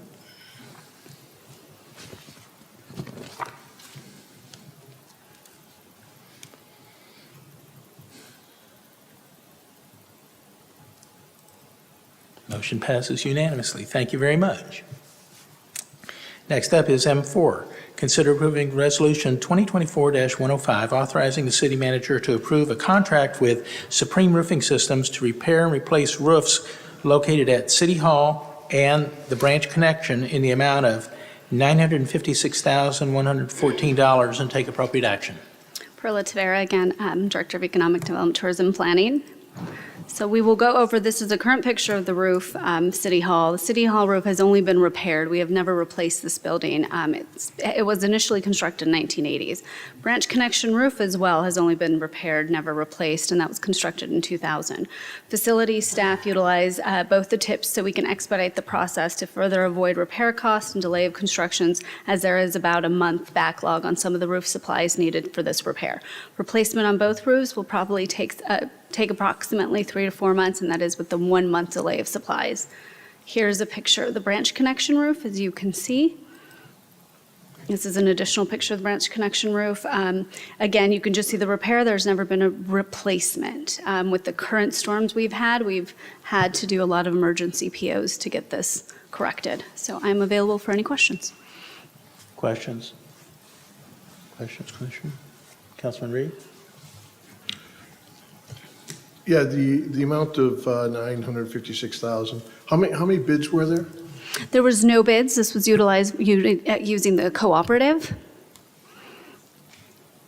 It's just a cooperative agreement with the other municipalities to expedite the process. Anything? Okay. Questions? No questions? All right. Entertain a motion? Mayor, I move to approve Resolution 2024-105 as presented. Very good. Mayor, I'll second. Thank you. Motion and second. If you would, please indicate your vote.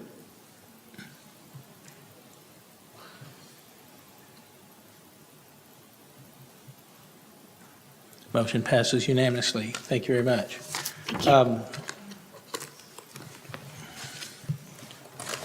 We have not had executive session, so I do not have any action at this point to report, but we will be going into executive session.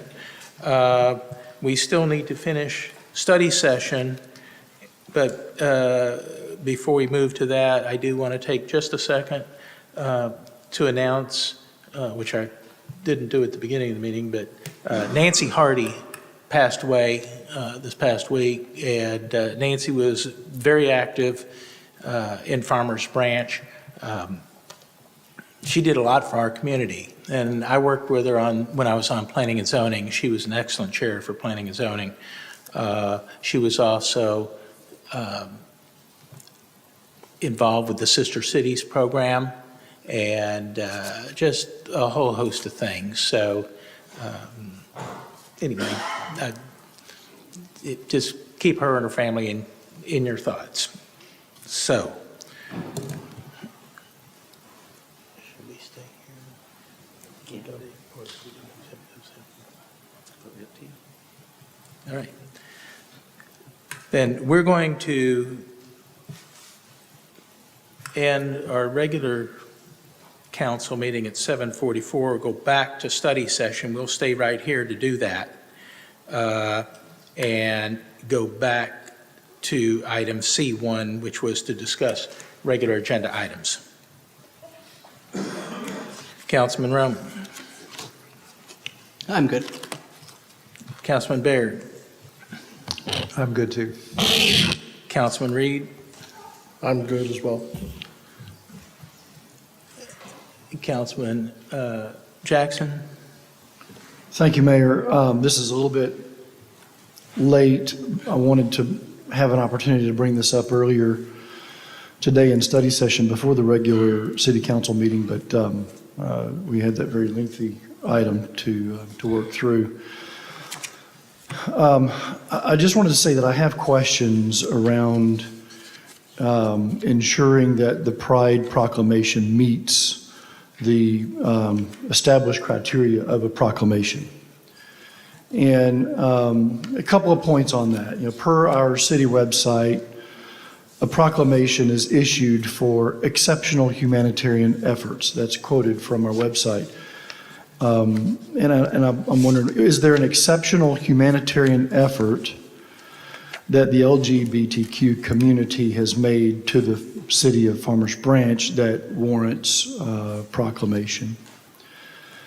I know there are other reasons for a proclamation, for example, recognizing people that have volunteered and contributed significantly to our city in clear and indisputable ways over a period of many years, like Ruth Fulls and Judy Bird are a couple of that come to mind. We made a proclamation for Janie Stark PTA that earned a National Excellence Award. We honor residents like recently Bruce Mayo and Katie Roberts when they turned 100 years old. We also make proclamations for public awareness campaigns like Fighting Cancer Month, cybersecurity awareness, fire prevention. These things all have to do with the health and safety and well-being of our community. And so I just want to understand, how does Pride align with these criteria? The proclamation itself says the diverse LGBTQ community continues to contribute to widespread academic, economic, and social spheres within and around our greater community. And I wonder, how has the LGBTQ community contributed in that way such that it's worthy of proclamation, more so than the contributions of those that are not members of the LGBTQ community? Another point that I'd like to make is that a Pride proclamation seems inconsistent with the primary reason why we created Gateway to the Globe. In council discussions last year, it was very important to stop singling out individual groups and instead celebrate our diversity together in a more inclusive way. Separately proclaiming a Pride Day seems to revert us back to singling out individual groups. So what is the criteria that differentiates Pride from other groups? May was Asian American and Pacific Islander Heritage Month. There was no proclamation. February was Black History Month, and tomorrow is Juneteenth. There's no proclamation. There was no proclamation for Cinco de Mayo in May or Hispanic Heritage last September. March was Women's History Month, and there was no proclamation. Recently, the city received a request to make a proclamation regarding the Palestine and Israel conflict. The city declined. And so, Mayor, I recognize that proclamations are your final decision, but I wonder if we're being consistent in preserving the proclamation in accordance with its narrow purpose. The proclamation's meaningfulness depends on it. So if it's okay with you and the city attorney, I think that it warrants a discussion among council. Now, again, the proclamation has already been held, and we've heard from residents tonight about that. We hear from residents on both sides. And I want to be very clear that I mean absolutely no offense. I have many friends in the LGBTQ community. In fact, I consulted friends in the LGBTQ community, and they agreed with my questions. So I would just suggest that council needs to be able to discuss this, because it doesn't seem like the Pride proclamation aligns with our typical proclamation criteria. Thank you. That's all. Thank you. Duly noted that we'll have discussion. I've got something to say as well. Hold on. Since this item is not on the agenda, it's a future discussion item at this point. I'm not sure that we're going to go back and discuss it at this time. I think we'll have a separate discussion for it. So is this the time where we add future agenda items? I'm sorry? Is this where it would be appropriate to add future agenda items? Because I'd like to add one We're as well. not there yet. Well, you just said. Let me finish down Okay. here. So it is noted. I'm not sure that we can go back because we. Yeah, you can reconsider or reopen. Yeah, you can do whatever you want. Okay. And to be clear, I'm not calling for action or to undo what's been done. No, I thought you were asking for discussion of it. Maybe I should have put this on future agenda item, Sure. but that's not where we would have discussed it had the meeting gone. Understood. according to. Thank you. Understood. Okay. Councilman Neal. Do you have, discuss any regular agenda items? No, I'm good, thanks. Okay. All right. I will note that the proclamation request website says that proclamations may be issued for all arts and cultural celebrations as well as public awareness campaigns, Thank you. which meets that requirement. Thank you. Next discussion is item C3, discuss budgeting funds for the maintenance of medians in the Oak Brook and Mercer subdivisions and provide direction to city staff. There, your Mayor and Council. Give me 1 second to pull up the presentation.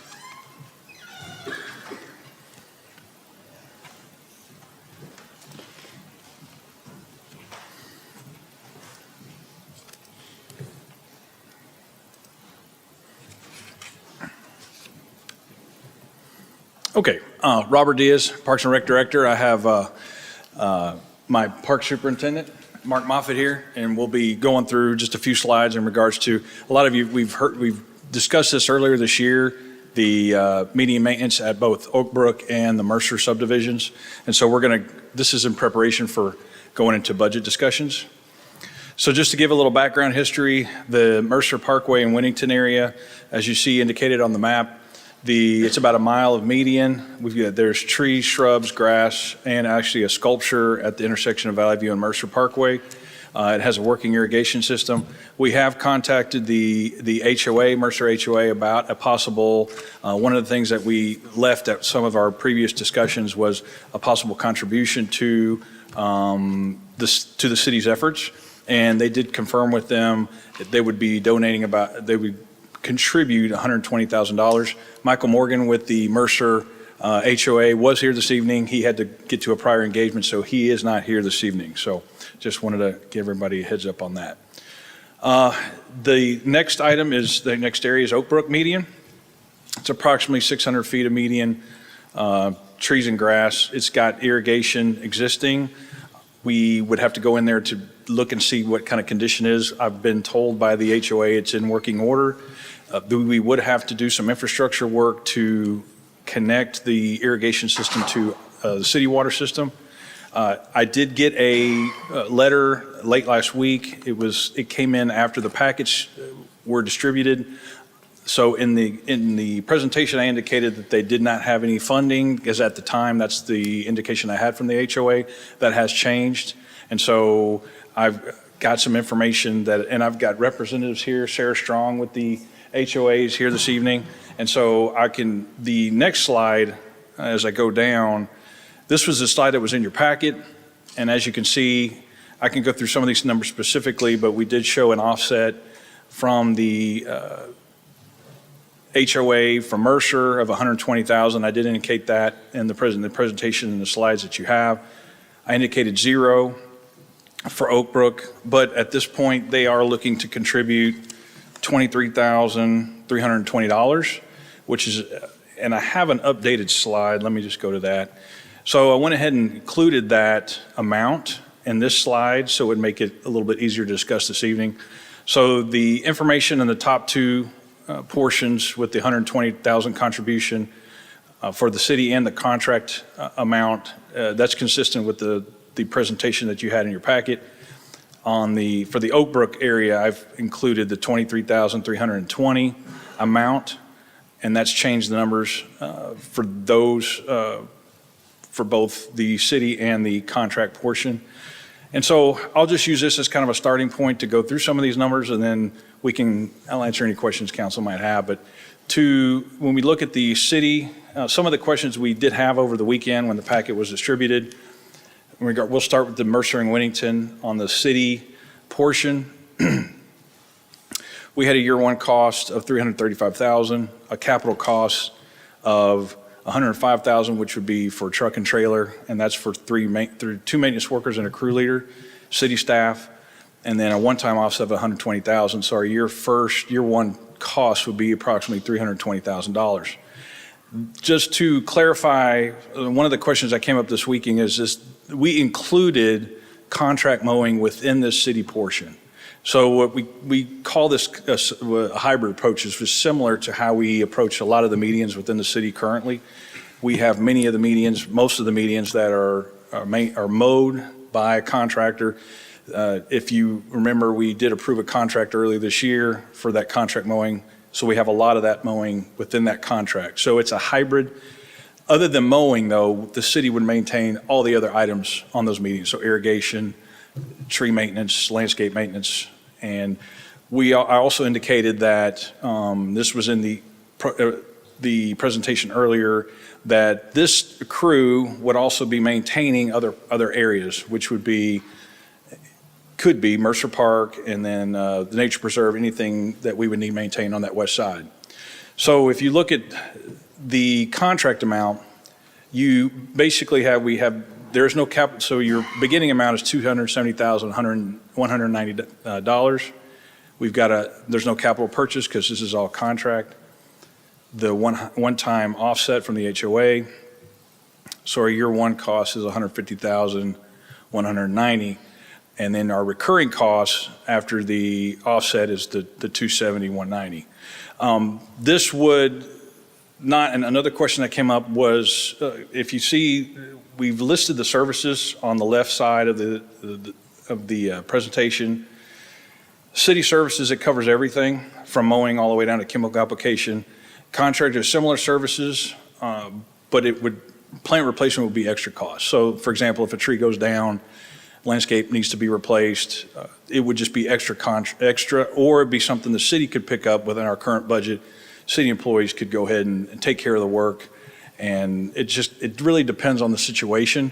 If it's a situation where we felt like we needed to get something in place really quickly, we could send city staff to go deal with that.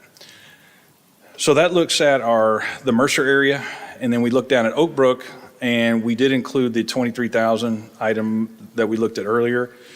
The year one cost, this is, I consulted with Mark, I wanted to make sure we were on the same page. For this amount, this $7,900 is city staff taking care of this, take care of these meetings. It isn't contractor driven. So we have an infrastructure cost of about $43,000, the one-time offset, and so our year one cost goes down to $27,580, and then a year two back to the $7,900. There's only 3 medians in this area for Oak Brook. They're a little easier for us to just go ahead and take those. It's not the amount of median similar to Mercer, so it is something we could take on. So that kind of takes care of that, and then you've got the contractor-only maintenance, and this does include all maintenance. So this $10,300 on the contractor side would include everything except the plant replacement. We would pay additional for that. And with the $43,000 infrastructure cost, then you have the offset of the $23,000. Your year one cost is at $29,000, and then gets down to the $10,300. If you look at if we did an option where we had similar to where we had a hybrid version, there would be an amount similar, somewhere in between this $10,000 and the $7,900. So what I mean by that is if we had the contractor mow it and then we maintain everything else, it would probably be somewhere between $8,000 and $10,000. So that's kind of where we sit funding-wise. I've got, like I said, Sarah Strong here if you have any questions for her. I do have, this is the letter that we got into last week from the HOA that indicated what they would pay toward the contribution. This is from Michael Morgan, an email confirming the $120,000 contribution. So we've got those confirmations. When we discussed this before, we looked at doing something with Mercer toward the end of the year when they finish out their end of their fiscal year. Since we're talking budget starting October 1st, this coincides with that. So I will go ahead and, if you'd like me to we can bring Sarah up if you have any questions, or I'll take any questions you might have. Council, you have any questions? Councilman Roman? No. Baird? Reed? Yes, could you bring up the slide with the price comparisons? Yes, sir. Just so I can understand that, for the Mercer and Whittington, the year two total is basically the additional staff. Correct. The city updated version is additional staff, and it's a hybrid version where we would have additional staff to do all the maintenance besides the mowing. And that additional staff would cover all that. And so that's what you get, that's the complete cost for all that. Okay. And the 270 from the contract updated, none of that would be applicable to that additional service? Correct. That would just be for mowing those medians. That, and then maintaining the items indicated on the left side of the screen, the contractor items, that's what that 270 would cover. And except plant replacement, we would pay, either we would pay that extra for that or have the contractor do that. Okay. So the 270 for the contract, would that cover the additional services that that's mentioned in the city updated? You're saying that those folks would be used elsewhere as well? Well, the other areas wouldn't be covered by this contract, just the medians. So John Burke and the Mercer Park area, right? That would be that'd be separate. It'd be additional to this cost if we wanted them to maintain those. So this 270, 190 is just to cover the medians at Bennington and Mercer. All Okay. the comprehensive, basically everything that's checked on the left. Okay, so basically the $65,000 difference would be basically covering their services elsewhere that's not covered under the median contract and possible plant replacement. So you're talking on the city side, the additional? Right, that's what I'm saying. So Okay. there's a $65,000 difference between the two, but Okay. I'm talking year two. So correct. What that 65 would cover is possible plant replacement and the services that this additional staff would cover in other parts of the city. Correct. Okay. Go ahead. It also, on the Mercer and Whittington part on the contractor side, it would not cover, all they're going to cover on the irrigation end of it would be the inspection and setting of controllers. But anything that has to do with irrigation parts, repairs, or anything else, that is not figured in. That is an extra cost of $175 an hour, plus parts. And do you have any info on how this is going to affect the HOA payments for Mercer North in regards to the residents of Mercer? Would that all be eliminated? The Mercer North, we had this in the last presentation. I believe it was a savings of a couple $100 a year, I believe, on their HOA dues. And it would, for what I understand at that time when we discussed it, I wish Michael was here to be able to get into that, but I believe it would have, they wouldn't need that HOA anymore because there's two currently. So the one that just takes care of the medians, I think, or they'd have very limited. So basically what would happen is a big chunk of the cost of maintaining HOA North, I would say maybe 85%, last I can recall, was for maintaining the median. So the remaining amount is 15% to continue maintaining. There are some pillars, so you might remember on the corner, the lot we were talking about today, that was very popular, right? They have these little pillars with little ducks on them with lights, and it says Mercer Crossing. They have 4 of those, and so we would still be responsible for maintaining those, but there's an argument to be made that their ongoing management fee probably should be reduced, given that the 85% of their responsibility essentially is evaporated if the city takes over it. So there's some further discussions that are going to happen, but at the very least, there should be a reduction of about $200 out of the 300, so about 67% reduction. Thank you, That's sir. all I got. Councilman Neal? Yeah, just so you know, I've been going to these HOA meetings at Oak Brook for the past 4 or 5 months and gathering information, and Jawaria has been very helpful in bringing me up to speed on some of the issues that they're facing. Most recently met with the Oak Brook HOA last week. I explained to them what was being offered by the Mercer Whittington, and after that discussion with the HOA people there, they decided, I believe, to come forth with a comparable offering and of good faith to the city. And I want to thank you, Sarah, for doing that. And there's just some comments that I want to make, and that's pretty much it. I don't have any more questions, really. So. Good. Councilman Jackson? So I do have a question, Robert. Yes, sir. Okay. You just made a comment that irrigation repairs would be at $170 an hour plus parts. Yes, sir. Okay, I have seen that the city has a truck and trailer with all sorts of PVC pipe, all sorts of fittings and whatnot that goes around and services Orangood Park and some other places, okay? So I'm really uncomfortable with the fact that we would have to pay extra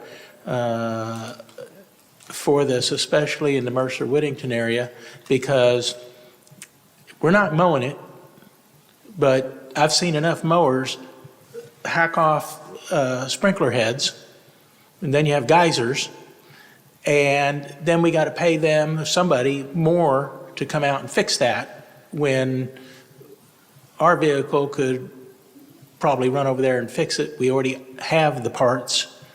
We already have the staff.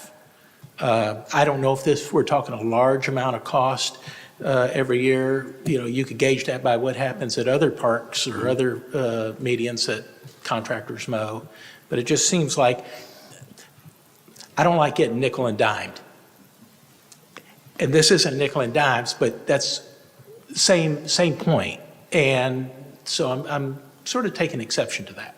Yes, sir. That is for full contracted out price.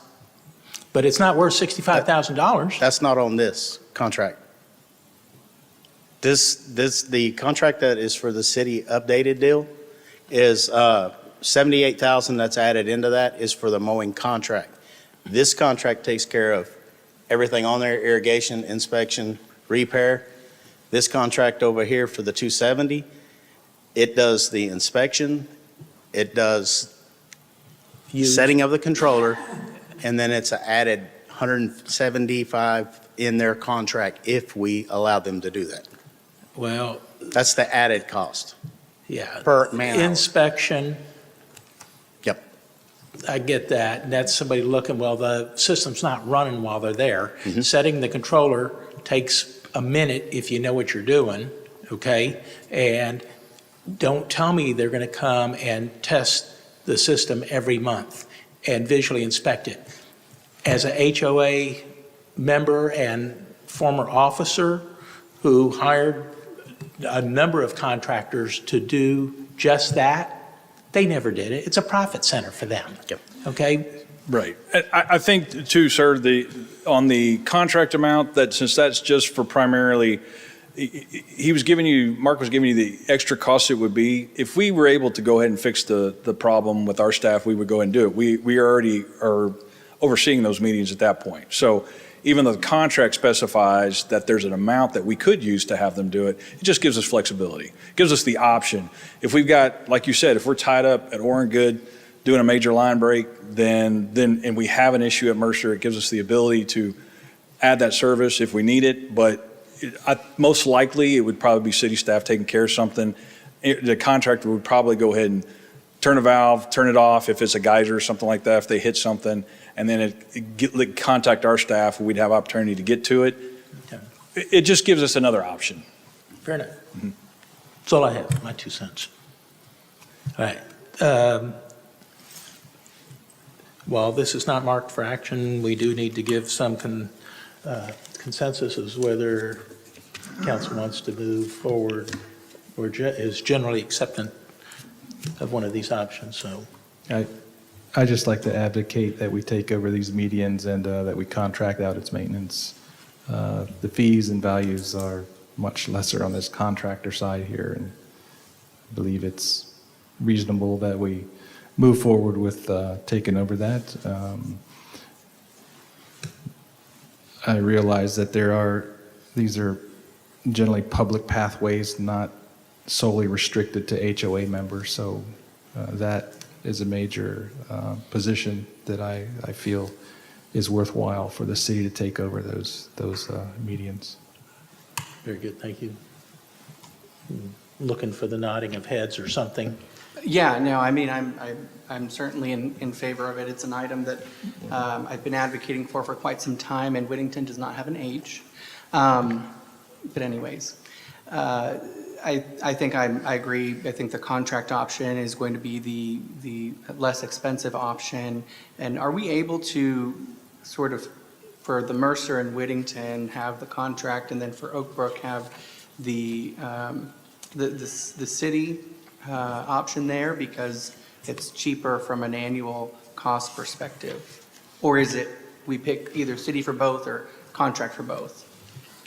If we had, the city took it over, it'd be in that about $8,000 a year. If we had that as like we talked about hybrid option, it'd be between the 8 and the 10,000, where we would have the contractor mow and then the city would do all their services. That's what we would suggest. And so that number it'd be a little bit more than the 8, but not as much as the 10,000. And that would allow us to take care of all the infrastructure except for the actual mowing, which is similar to how we do all the other medians in town. Okay, then I'd be in favor of the contract option for the Mercer and Whittington medians, and then for Oak Brook, the city option. But both of them very much in support of the city taking over. Comments? Yeah, the only other comment that I had mentioned to the HOA the other night when I visited with them is that these medians would be maintained to the city standard, not anything extra or more. And I think they were okay with that, and generally, I just wanted to point that out. I don't know if that's been communicated to the Mercer and Whittington folks as well, but I know the Oak Brook has. Yeah, no, and I know that the Mercer community wanted to maintain it to a different standard, but I certainly can do my best to advocate. But if I'm reading the room, and I think I can read quite well, I don't think there's support for a separate standard. So I'm satisfied with the city standard in maintaining the medians. I'm in agreement with that. Okay. I'm in agreement, and I lean toward the contract, to contract out on both cases. Does that give you Yes, sir. enough to go on? I think that gives us enough. We'll have the stuff ready when we get to budget. Very good. All right, thank you. Thank you. Next up is C4, discuss topics of fees and positions for the proposed fiscal year 2024-25 budget.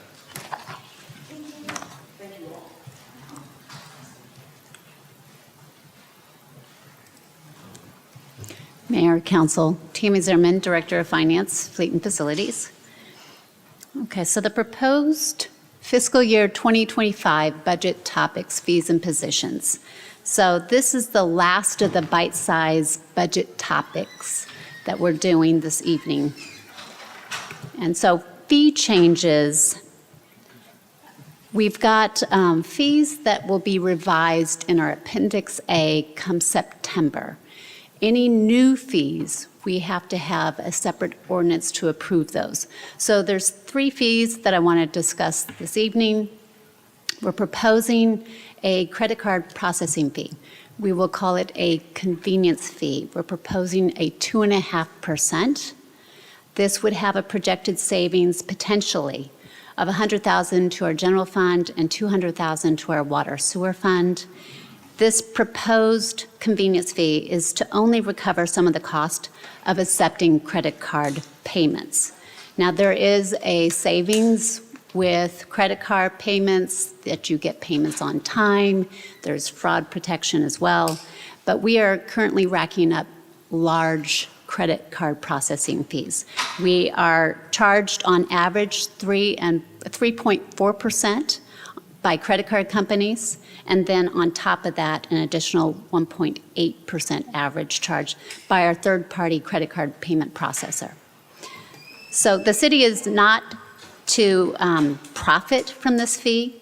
We'll do an ongoing analysis of the fees incurred versus charged.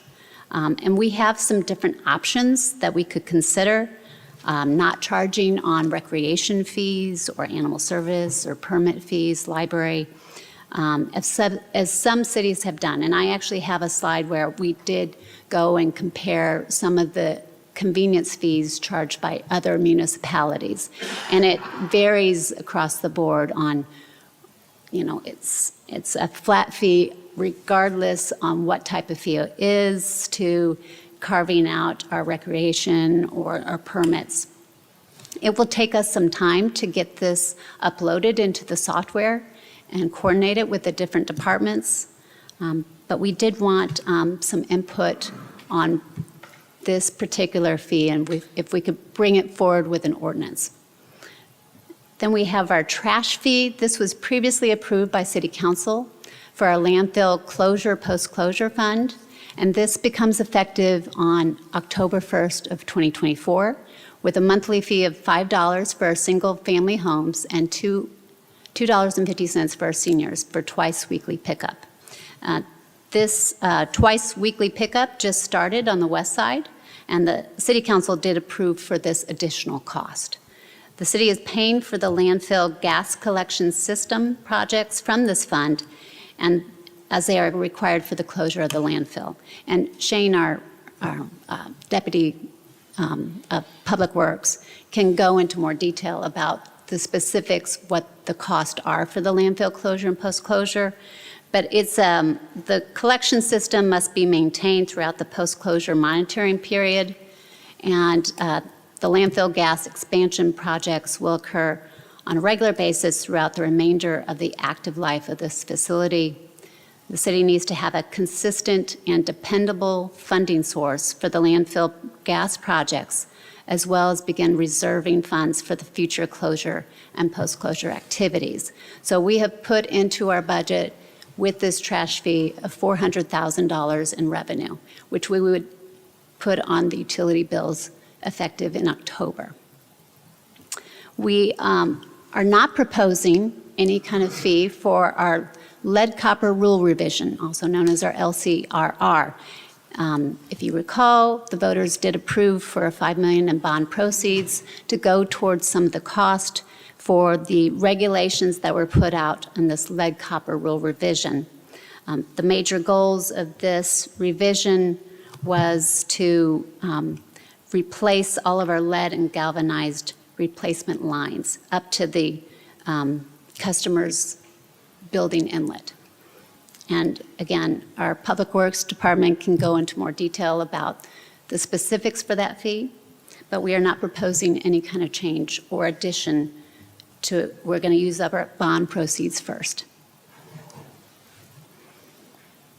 Okay. Positions. So I previously discussed in a study session fixed assets, but the most important asset to the city is its employees. It's not easy finding and retaining qualified talent in this competitive market. We want to meet and mainly exceed the high service level expectations of our citizens.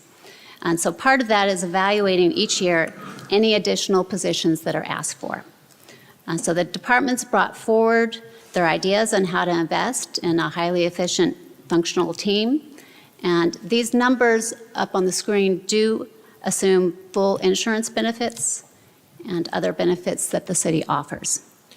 So since we're a service industry, we want to look ahead in our hiring and training. We need to have succession planning, training of the skills and passing that off to others, and shaping a positive, change-oriented workforce. So I'm going to go through each of these positions listed. Departments can correct me if I misstate any of the reasonings for the position ask. But our firefighters, they're requesting 3 firefighters. This was a deferred hiring from last year. It provides a 4-person shift for our vertical vertical response or rescues, for search and rescue and ventilation, for improved survival rates. And I believe the memorandum stated that it's the recommended minimum level by the National Fire Professional Association, NFPA. That is $338,700 in budgeted cost. We have for the police department 1 traffic unit sergeant, and this was already previously discussed when we had our study session on the cops community-oriented police grant where we wanted to do a traffic unit, and we would need one traffic unit sergeant. We were asking for 3 police officers with the COPS grant. We have that budgeted at $149,145. Our parks, you just had discussions on our parks crew, where there was an ask for 2 maintenance workers and 1 crew leader, and that was budgeted at $177,713. We have 1 requested in our fleet department, which is an inventory warehouse specialist, and this is actually a complete cost savings, and we're ending some contract services, so this will be completely paid for. We have 1 requested in our HR department, which is our employee relations position, and that's budgeted at $106,418. And this is, I believe we've got half of this paid for with cuts to training budgets.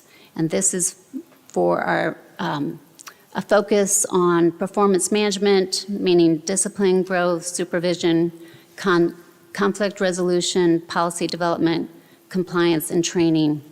And we have 1 IT position that's currently at a part-time level. They're asking to bump it up to a full-time level for additional costs of $62,816. And this is for our frontline help desk.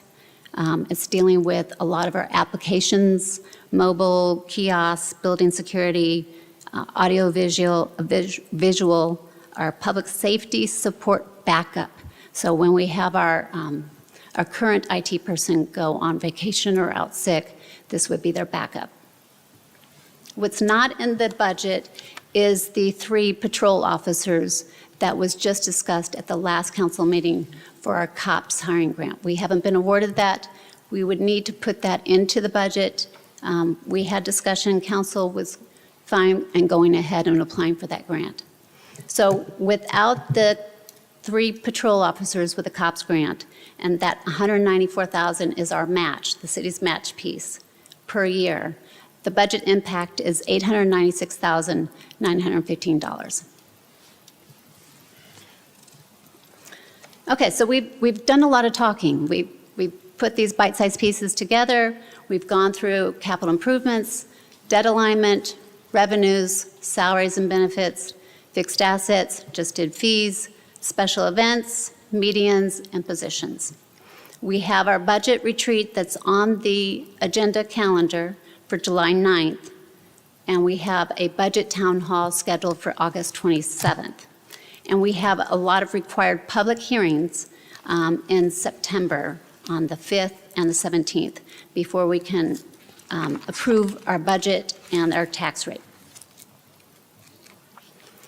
So with the July 9th scheduled budget retreat, we wanted to get firm confirmation from the City Council on all of these budget topics we've talked about. So we built this city budget, much like your own personal budget. There's a lot of assumptions. We look at the data. We have to do some conservative estimates. We also have to try and plan for the unexpected, much like your personal budget. Things come up. So these study sessions were to get council's direction so we can put this into the budget that's due in a month's time on the 31st of July. So we'll need the firm direction from our city council on these topics because we have a very tight deadline. We have to issue debt, and we have to approve our tax rates and the budget ordinances that are all required by the state. So the July 9th budget retreat, it's typically a confirmation of these major pieces of the budget and how you go and talk about the budget at our public town halls. So right now it's scheduled from, I believe, noon to 6 on July 9th. There's no team building exercise. We do have on that agenda a vote for issuing of our, well, publicizing notice for our certificates of obligation. If we are going to go forward with issuing certificates of obligation for our fire fleet, we want to combine it with the issuance of the $5 million for NTEC 2.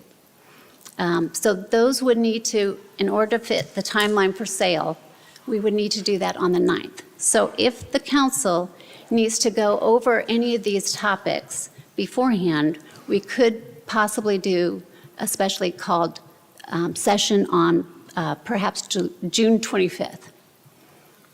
So just to kind of recap, the debt strategy, we don't have in the budget currently the close to $4 million in fire fleet for just this year and $1 million in ambulance fire fleet for the next year.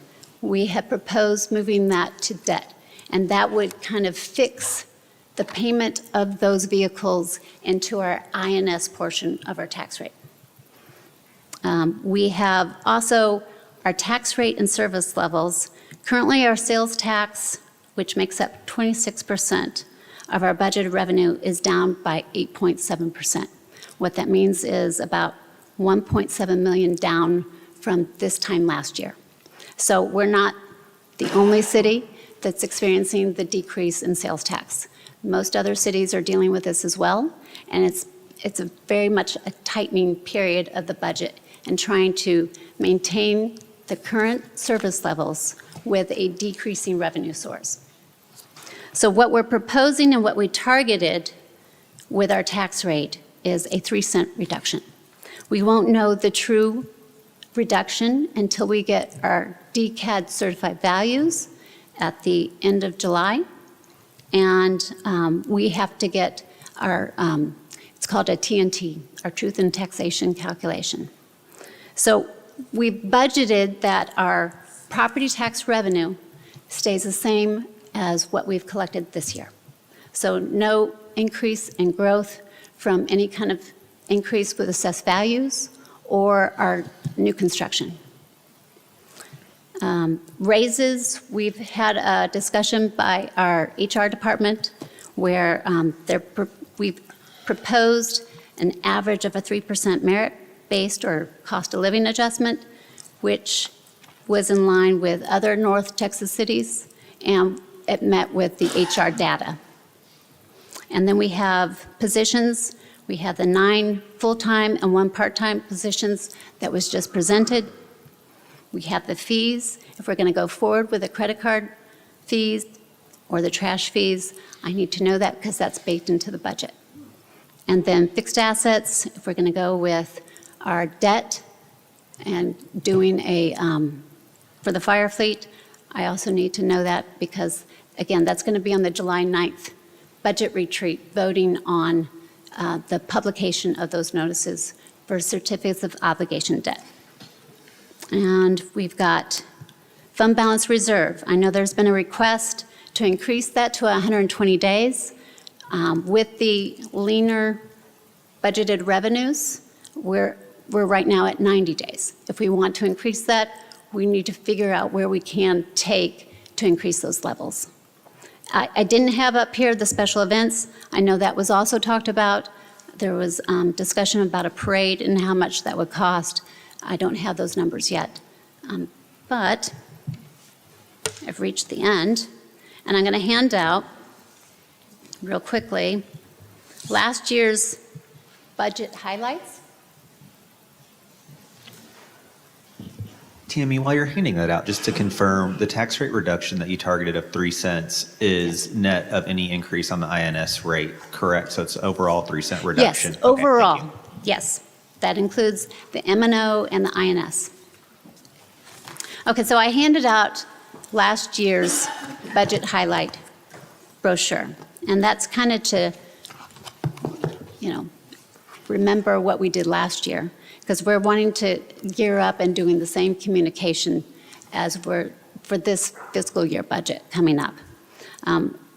So in this brochure, we showcase all of our various pie charts. It shows you how much sales tax or property tax makes up our revenue sources, talks about where our largest general fund expenditures are, which department. It goes over all of our grant funds, our public safety, fixed asset funds. So it has, again, where we're just a quarter of the dollar that you pay in property tax. So we wanted to go over and have everyone on the same page as we're communicating this. So I'm going to need firm direction from council on all these various topics, and if we want to have an additional meeting before the budget retreat where we talk about how we communicate what your budget's going to be for this year. And I'm here for questions. Thank you, Tammy. You mentioned possible special meeting date of June 25th. How did you pick that date? It's a Tuesday? I know, but there's nothing special about that date. It could be any day, right? No. Okay. I'd like to ask, I'm not sure I understand what we're asking for HR. How many people work in the HR department? He's coming.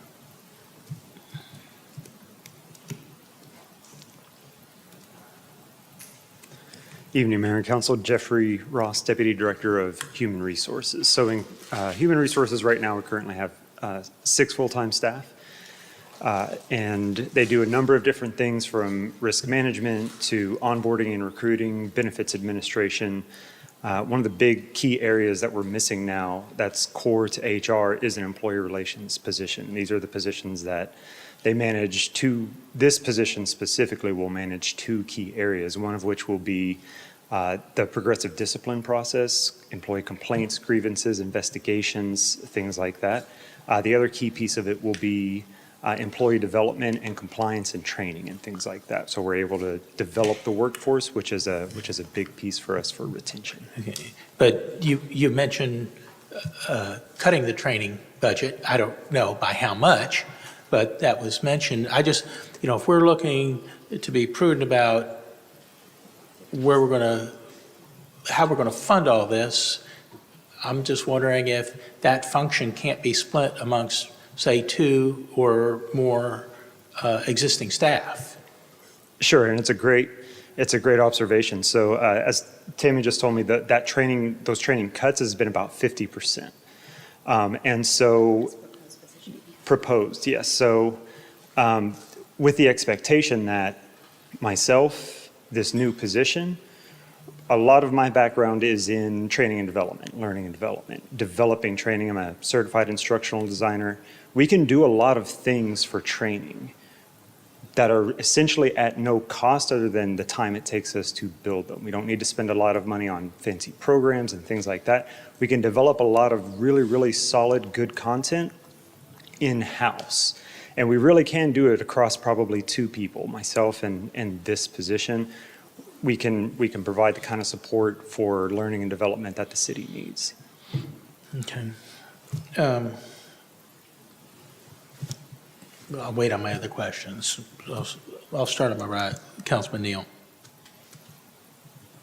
Thanks, Tammy, for that presentation. Can you tell me generally or roughly if there was any revenue left over from the last year, and if so, how much that was?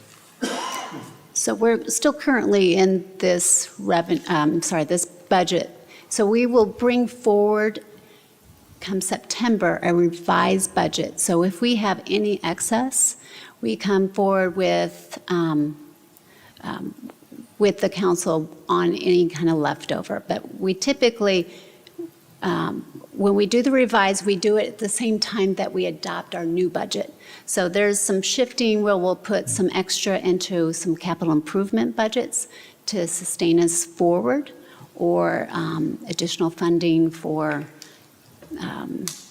retirement, or it could be, there's a lot of trash pickup that's occurred with the storm, so maybe we have some expenses that weren't anticipated. So we look at it come close to the end of the year, and we bring forward to the council. And what about the previous year? Was there excess revenue from the previous years? I'm just trying to get it.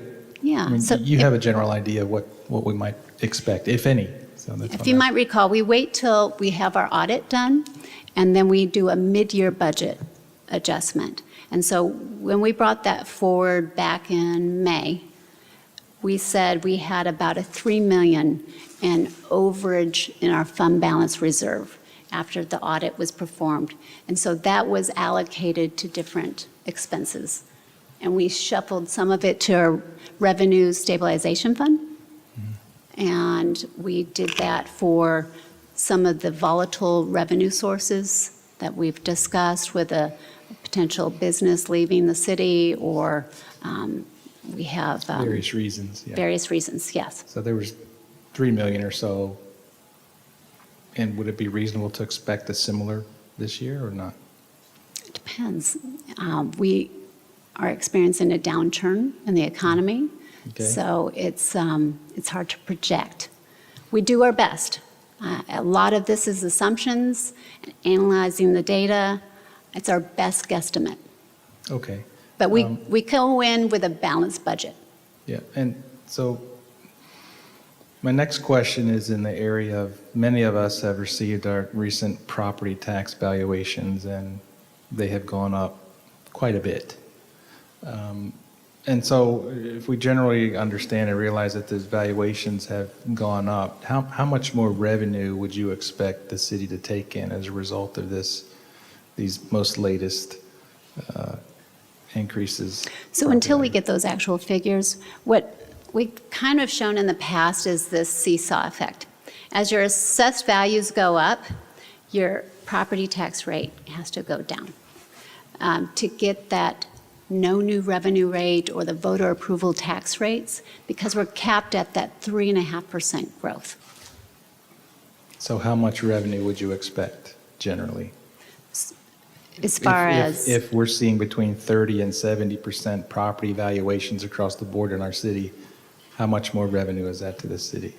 Well, if we're capped at Roughly. 3.5%, you can take what we've collected so far this year at 46 million and tap on, Another up to 3.5% on top of that.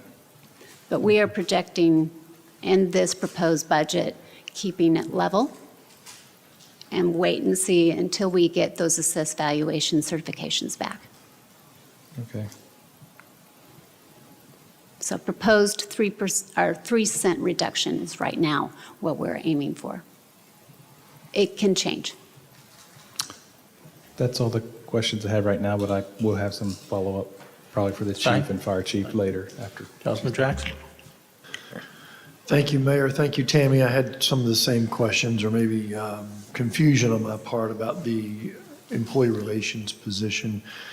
You made a statement that half of that $106,000 is funded by training cuts.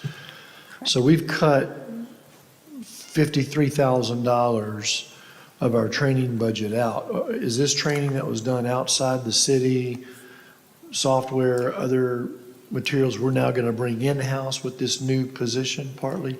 So part of it was training budgets. The other part of it was a branch life budget that you did for, it was kind of special events that the city had budgeted in the past for various events that HR would put on. So we noticed that it wasn't fully utilized, so we cut that. Okay. I do want to mention that with the property tax, we do have to consider the TIFs that are in there as well, because we still have to pay the TIF as well. So it's not a full all into general fund. One other question, going back to the credit card processing fees. We're proposing a 2.5% convenience fee, but if my scribble is correct, you said we're actually paying, the city is paying an average of 3.4%, and on top of that, a 1.8% fee for certain credit card transaction processing, correct? Correct. So on average, we're paying 5.2%, but we're only proposing to charge 2.5%. Correct. So I don't know how much will change the payments of our customers. If they are going to be tacked on an additional processing fee or convenience fee, will that change them to cash? Which would then reduce some of our fees that were charged. But I've got on the screen, we just kind of did an informal research on what various cities charge. We didn't want to be overly excessive in our reach. And you can see that the city of Capel has got a close to a 3% We've got City of Frisco at 2%. We've got City of Carrollton, 2%. They were previously 3%. Town of Addison is at 2.75%. And they all kind of vary with which fees are charged this convenience fee. Okay. I would suggest perhaps the proposed convenience fee be increased to try and cover more of our costs there. Assuming this is like my water bill gets charged, it actually comes from my checking account through my debit card, not a credit card. So there's no fee for, There's still a fee for debit cards. For debit It's card. lesser than your credit card, Okay. but there still is a fee for debit cards. okay, so then the only option in order for me to not pay any fees and the city to not pay any fees is for me to bring a check up here or mail it in. Yeah, a check or an auto draft from your bank. Mhm. No, actually, I do have auto draft. I was thinking debit card. It's auto Okay. draft. Okay. Right? So directly to my bank, which some people may not be comfortable with, They but aren't. it's free. Yep, correct. It's free. Okay, yeah. I think that might be an area, $100,000, $200,000 of cost savings, and we're still going to spend another $100,000, $200,000 because we're not proposing to recover all that cost. We're still going to have costs. So I might ask for you to go back and look at that and see if it needs to be 2.95 or 2.75 or something higher. Okay, we will definitely look. We didn't want to, as we rolled it out, shoot too high, because we are also rolling out our trash fee, so. Understood, but the cost is the cost, and I Yes. think the city's been footing the bill for quite a while here, and for the convenience of using credit cards, and We have increased this fee we're sitting right now at $400,000 in credit card processing fees for just our utility billing side Yeah, for yeah. water sewer. I mean, I use my credit card on many things just to get frequent flyer Points, miles yeah. and points and such, and so if it's that important to me, then I'll pay the fee. Yeah. If it's not, then I'll do something different, but I don't like fees, so I would suggest that we look at that again. Okay, Thank you. okay. I can do that. That's also going to mean, for example, somebody at the branch connection goes to renew their membership. They're going to pay whatever the rate is plus another 3%, right? And we'll have to work with our various departments on getting that implemented to their software where it's charged out. So we have different software programs for different departments. Your event bookings, are we charging a credit card fee for the event center? We're not accepting credit card payments for our hotel motel payments. But do we do that with false alarm permits, ambulance? What about building permits? Somebody comes in, can they charge their building So permit? permits right now are charged a $3, is it called a transaction fee, I believe? A technology fee. They're charged a $3 technology fee, which if they decide that they're not going to go forward with their permit, they don't get that $3 fee back. So I don't know what that equals percentage-wise of their permit. We can look into that. Well, I guess I'm sitting here conflicted, getting a lot of heartburn thinking about all these fees and what we pay to live here in terms of property tax, now more fees. So I got to come to terms with that. Councilman Reed. I don't want to harp on fees, but I will. Do we know what the lowest charged fee is, not amongst the cities, but like for the different cards? I know Amex is typically higher. Right. So we try not to, we have told our cashiers we do not accept American Express Okay. because they are one of the higher chargers. Now, it does get through on some transactions in other departments, but with our front customer service on utility bills, we do not accept American Express. So Discover, Visa, MasterCard, it can vary, as well as if they used a debit versus a credit card. So, but as I mentioned, it's averaging 3.4%. Okay.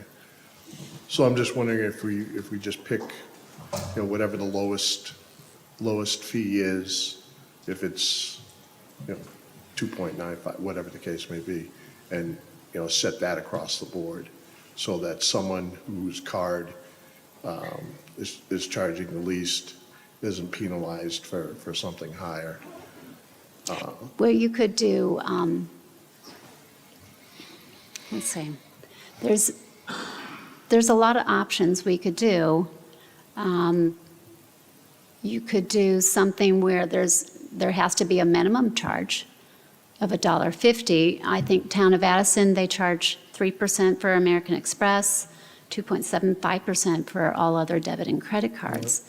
That's something we could utilize. They are also using a third-party collector, which might be helpful for us because of all of the coordination involved in Right. getting these charges put onto our books. And like you said, hopefully part of the intention as well is someone who's, now if they're getting charged on credit card, they're going to realize, like Richard, I could just do an auto payment from my bank account and it's going to be free and not have to worry about Right. it. And So- that's so what shifting the we're expense trying away to from us. shift them to those bank transfers. Excellent. And once we do have our new kiosk outside, which will accept those payments for our utility bills, it does charge a transaction fee for that kiosk. And right now, we're not passing that on to our customers, but that's another item that we could look into and passing that to the kiosk users. Okay. And the additional maintenance, 2 maintenance folks and a team leader, was that from what we saw in the Presentation for the median? previously to me? I believe so. I believe that is. Okay. So if we're going with oh, there he is. Sorry. We're looking at fees. What was the question? I'm sorry. One of under Parks, 2 Okay. maintenance workers and 1 crew leader. Is that the 3 people? Correct. If we choose the city option, Correct. they were there. So if we go with the contract option on that, that's gone? Okay. Yes, sir. Yes, sir. All right, cool. Thank you. That's all I have. Councilman Barrett? I'll continue with fees. Yeah, I think we should do 2.5 or 3% because although it's a cost of business, there's another, like you said, people could pay with draft, automatic draft or cash or check. Now, does it cost us money for automatic drafts? Is there a fee from banks for that or for checks processing? No. I mean, there is, but it's much lower. It's tiny? It's not a percentage of the actual sales. Okay. And do you know what the fee is on debit cards? About? So when I was You said looking it at. was less. It's less. I don't have that specifically. I'm going to say it's a range of over 1.5% to somewhere in the 2%. Okay, so not as Not as not as free low as you I think. thought it would be Yes, compared to, but I will confirm that. okay.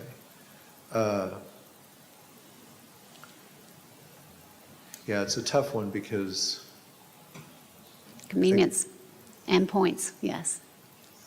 you know, I'm going to restate my point, I guess, which is just that if somebody's got the choice, especially on the utility bill, it seems like, auto draft out of a checking account is free, doesn't cost the city much, if anything. Now, it's a different thing when you're trying to pay for something at the rec center or whatnot. But,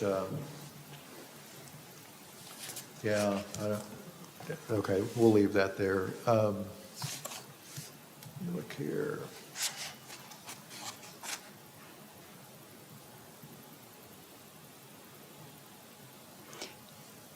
David, correct me if I'm wrong, if we establish the fee with the ordinance, we don't have to, we could start rolling it out slowly, correct? We wouldn't have to do it on all transactions. We could say, we're going to start it out with utility billing. The effective date can be stated as a later date than the date that it's actually adopted. But once you do impose a fee, you got to be fair and equal and uniform to everybody who's going to be paying it.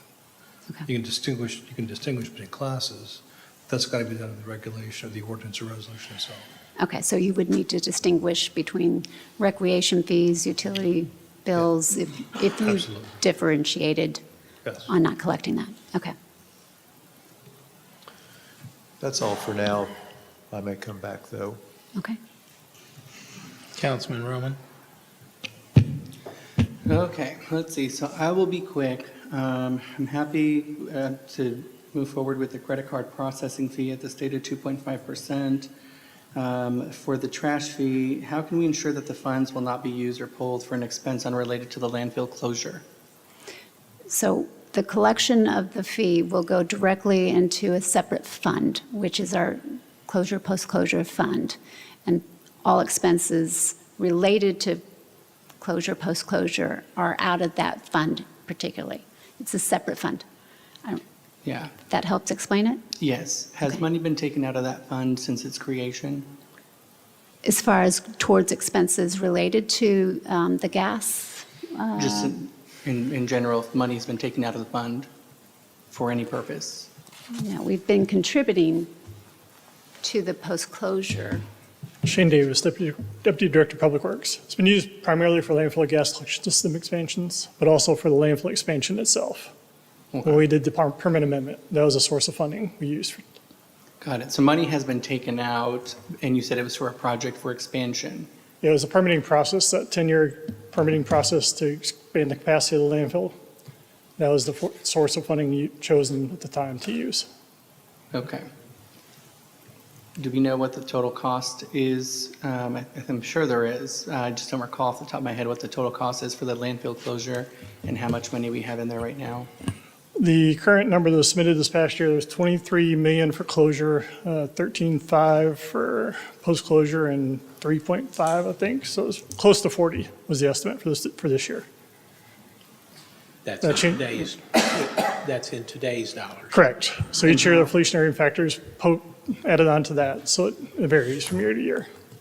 And how much time do we have to get there? You got approximately 20 to 25 years. It all depends upon the volume of material you take in each year as far as that lifespan.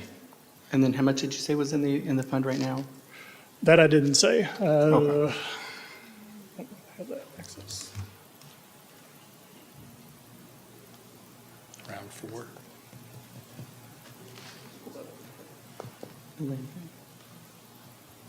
It would be helpful to also know if any money has been taken out for any purpose other than post-closure, post-closure, pre-closure, or any non-landfill related purpose.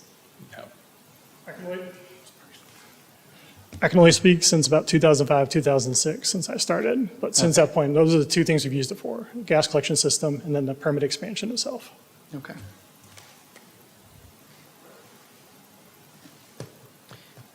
Is there a way to absorb, I know we've been putting money away into the closure fund every year. Is there a way to, rather than having a fee, to pull that out of our normal budget and increase the contributions there? So in the past, that's what we've been doing. We've been using general fund to do contributions to the closure, post-closure fund, if that's what you're asking? Yes, and then the second part of my question is it possible to continue doing that while also making sure that we have enough money in the fund by the time the closure occurs? So, believe that's why we discussed establishing that trash fee to get to that point where we would have all the necessary funding for the closure, post-closure. So we did that analysis where it would be on an increasing scale with that fee. So we would have that contribution for the fund. If we don't have the trash fee, we will need to take from general fund More money. more money. Yeah. So, Shane made that presentation a while back. You might maybe dust it off and send it out again to illustrate the scenario that we were working under. Correct, because the size of our landfill now, we have requirements now to put gas collection system in the moment the trash gets to be 5 years old or more. We have to put wells into that location. We didn't have the same requirement before, but due to the permit amendment, that's one of the new triggers because of the potential size of our landfill, put us into a different category. So now when I say we have to do a gas collection system expansion, it's because we're required to by regulations. It's not a proactive measure to keep odors down, it's a requirement. And that's kind of thing, just make sure we have the money going forward for the next few years to handle the upcoming system expansions. Yeah, and I guess what I'm thinking about is, I remember last year we promoted that this was the largest tax cut in 20 years. Yet there was also a significant increase in fees across the board. So it was argued that, was it really a pure tax cut if you're decreasing the tax rate, but you're increasing fees across the board? And so that's what that's where I'm trying to balance things out. And I recognize that there was a discussion that was had where we all agreed to this and agreed to the fee. But I'm just not 100% on it right now, just knowing now what I know, what I didn't know then, which is the feedback that I received from residents, that it really wasn't a pure tax cut because we picked up money elsewhere. So that's where I am with that. And then for the other item, I think you wanted feedback on the positions. And I think for that, I've been talking with some fellow council members, and I think what I would like to see is if it's possible to get to a 10-cent tax rate reduction without cutting any current and existing public safety resources, and no other increase in fees other than the ones we've just discussed. And that's kind of where the feedback that I wanted to provide, and I recognize that I just threw a wrench in your calculations because I'm in finance, but I did want to, I know we have quite some time before the budget retreat on the 9th, and so maybe there's opportunities to have specially called meetings to further discuss that and see if that's something that is feasible or if we're crazy. But I think it's something that I'd like to explore. okay, so direction-wise, in order to do a 10-cent reduction, so each penny was close to about $1 million. So a 10-cent reduction. If we're already planning with the 3 cents, so $7 million per se, is where we would need to go and find cuts, significant cuts. So we can have that discussion at a specially called meeting on where we would need to work in getting a list on what that would look like. Because service levels would have to change. I'm just going to be honest. No, and I Yes. understand, and I think it's an important There's exercise. not a whole bunch of fat in this budget, so. Right. And I think it's just going through the exercise and seeing what does that look like? Is it possible? What are the compromises that we would have to make, and do we as a council feel comfortable with that? Again, I'm just one person, but Sure, that's my no. thought. I'm wanting direction on tax rate because we have a month until we need to get this out. So I need that firm direction from council. If we're going to go forward with some of these fees, trash fee in particular, if I need to find $400,000 in general fund to put towards closure, post-closure, if we're removing all of these additional positions to give tax rate, does that mean we're not doing the grant? So there's a lot of things that we need to probably hash out. So is what I'm hearing that we would like to do the June 25th meeting? Let's let us decide that date. Okay. Okay. But I think what you're hearing is very ambitious desire from Councilman Roman, probably unrealistic to expect 10 cents, knowing what that would mean. And, but it's pretty simple. You either raise taxes or fees, or you cut services. And I'm not sure which one you want to explain to the residents, because you're going to have to do one or the other. And when you start cutting their services, I think they're really going to start screaming. But the plan, as it stands right now, aiming at 3 cents seems very reasonable on the low side.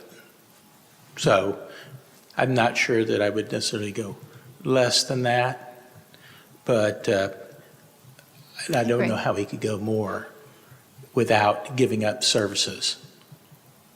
And that will probably be another discussion that we have to have. But council, any thoughts? I just have a question. Councilman Roman, can you remind me what fees last year were increased? Well, for starters, I know it was the rec center fee, and maybe it's a more of an appropriate question for staff. So I'll turn it over to you, Tammy. But I do recall that there was quite a bit of increases across the board for fees.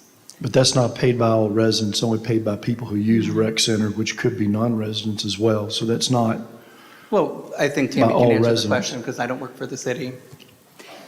If I recall, the majority of that was recreation fees that we had changes to, and the trash fee. So I want to correct the notion that last year's tax rate decrease was offset by increase in fees that were experienced by all taxpayers. That's not true. Correct. What's true is we made increases in rec center fees, which are only applied to those that use the rec center. I never said all, I never made an absolute You categorically statement. made a statement that said last year we what reduced I the tax said, rate, but that was the offset exact by an words- increase in Councilman, The fees. exact words. Councilman Roman, let him finish his statement. He Let did him finish his statement, please. And I was finishing my statement. He was talking, let him finish his No. statement, please. I Let had him- started. All right. He said his statement, and then I came in and I said, no, that's not what I said. And I was clarifying, and in the middle of clarifying, he interrupted. I recognize that he's your friend, and you probably have an axe to grind with me, but that doesn't mean that Mayor, I'd you like to can call do a whatever. point of order. Councilman, you're out of order. You're out of order. Well, I'm out of order. Well, anyways, Okay. so what I wanted to say was I didn't say that, I didn't suggest, I didn't assume, all I said was what I heard from residents and the argument was made. I didn't say whether it was valid. I didn't say whether it was invalid. I said the argument was made that this is what they felt from the residents that I spoke with. Thank you. Do you have anything else to add? Okay. Yes, I have also heard similar comments during my campaign regarding fees and the tax rate reduction. Now, I understand the specifics that not everybody pays those fees, but the perception that I run into was there was a 2-cent tax rate reduction, but an increase in fees. Now, if you look into the details, I understand what Councilman Jackson is saying, and I understand that. So if you're asking direction from me, I'm not in any advocate, other than probably the credit card fee. I'd like to see that credit card fee applied selectively, but not across the city entirely. Much like, I think, is it Carrollton? They only apply that to certain scenarios, I believe it was, excluding parks, library, animal services, and things like that. Non-permissive false alarms. Okay. I'd rather us do something in that favor. And as far as the landfill trash fee, I'd like to see if we can pull that back and not charge that fee. As I look at the history of that landfill fee, I see that there's been contributions and expenditures out of that, and we were doing quite well in that program to about $15 million as of 2016.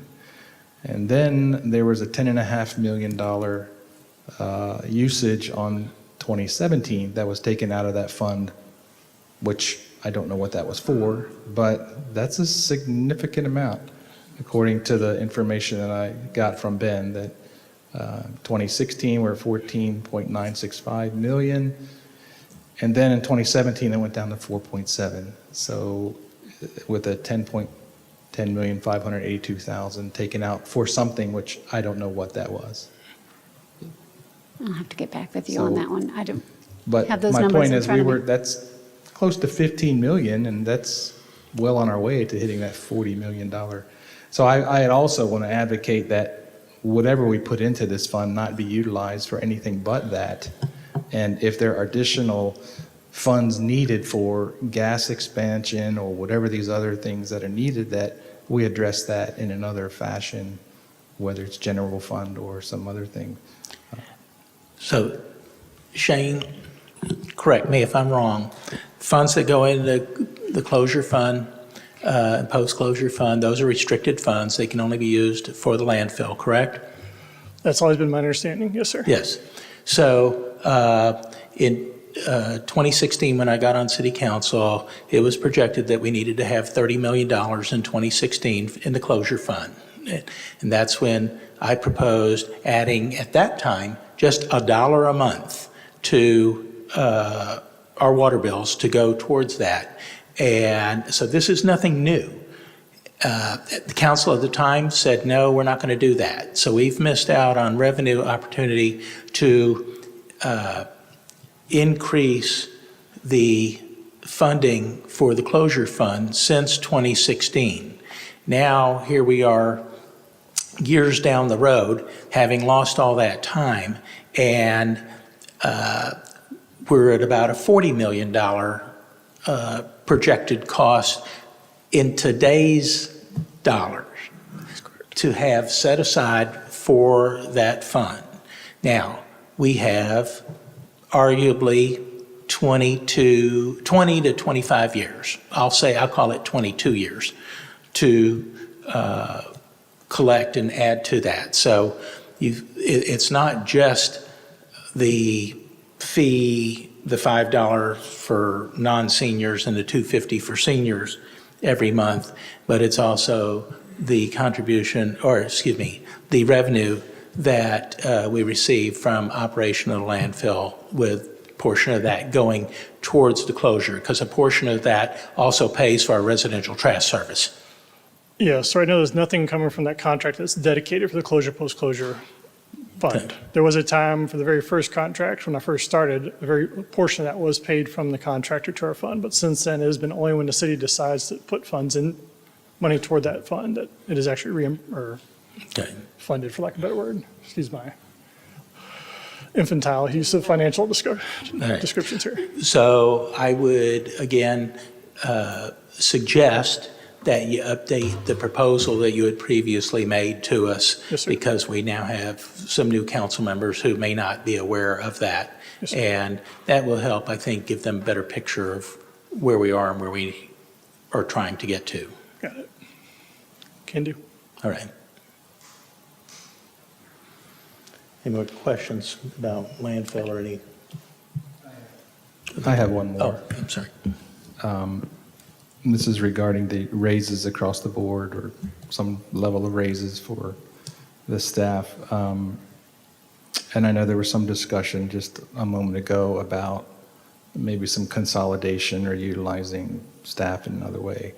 But I think it might be worthwhile that we do some sort of a personnel audit here to identify if we have extra positions that are duplicated, and see if we have an opportunity to consolidate staff in a more concise way. And if we were to engage a firm to help us with a personnel audit, maybe that would help us identify if we've got duplicate positions or shared positions, something along that line. So I'd be in favor of something along that lines. I know, is Jeffrey back there? I know they've been doing that just thing and looking at all the positions. But I'm not going to speak on your behalf. Sure. So as part of this big study that we did and looking at our compensation structures in general, we have identified some, we mentioned it in the last presentation, it's called position bloat.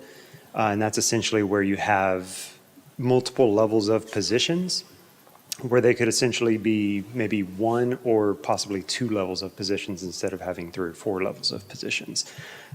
There's a little bit of work to still be done on updating job descriptions to get a really accurate view of what some positions do. But I would say that we are fully engaged in that process, and we're looking at it very deeply.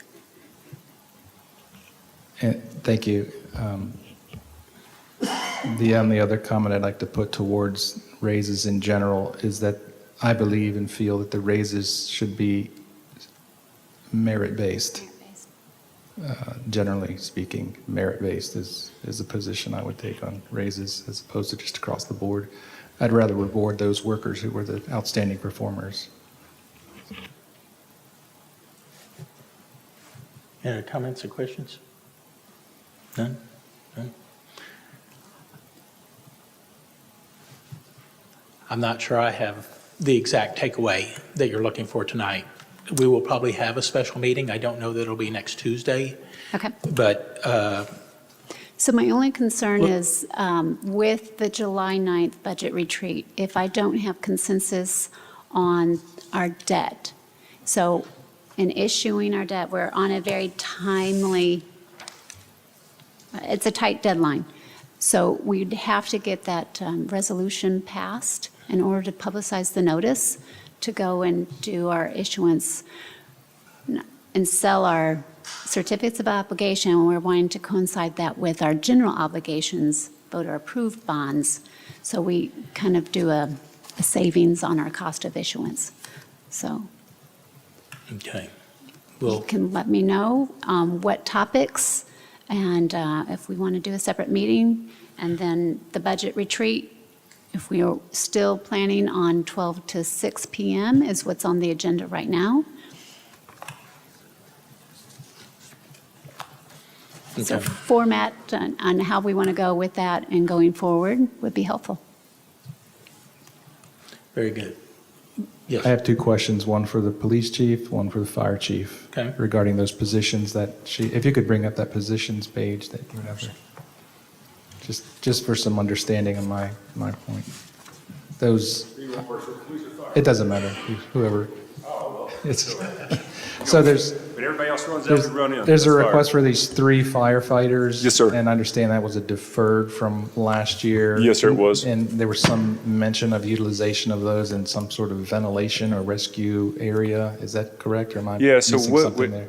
Help me Tammy was trying understand. to, I will. So last year, we came with a business case, presented to city management, and then to council, was that we're going to add 6. But once again, as we go through the budget process, looking at the other positions that the other departments were going to need, we were looking at going, okay, what's best for the city at that time? And so we did 3. And the reason we did 3 is because we have 3 shifts. So when we add an employee for an FTE in fire operations, we have 3 shifts. We have to do 3. So we have to have 1 on each shift to keep it equal on how we do our minimum staffing. So we have, just get everybody on the same page, frontline apparatus, we have 2 engines and we have 2 aerial apparatus. We call right now a truck and a quint. They're both going to be called trucks here in the near future when the new apparatus arrives. So we have 4 total. So we're needing 4-man on our trucks, right? We currently, before last council year, fiscal year, we had only 3 on every apparatus. So then with the approval of council's addition of the 3 positions last year, we were able to put a 4-man on the truck, which is truck 131, which is over here at our central station. And then we're coming back now asking for a 4-man for truck 133. You have different entities that are guiding us on why we need 4-man. All right, so this is not something new. We're just behind. Like if you've been with me with fire, through our journey as the fire chief the last 3 years, we're catching up. We're catching up on a lot of things. Replacement schedules, we have been behind. So you got a 20-plus year fleet that's breaking down constantly. We didn't have replacement schedules. We didn't have staffing. We've finally been getting there. We're almost at the end of that. And so with all of that, that's where we're back with this 3 is to have it. But you have, as you know, previously being fire, we have the National Fire Protection Association, NFPA. They guide us as fire departments and fire chiefs on what our standards are. That's one entity. NFPA 1710, there's tons of chapters. It recommends to have 4 individuals on every apparatus. That's engine and truck.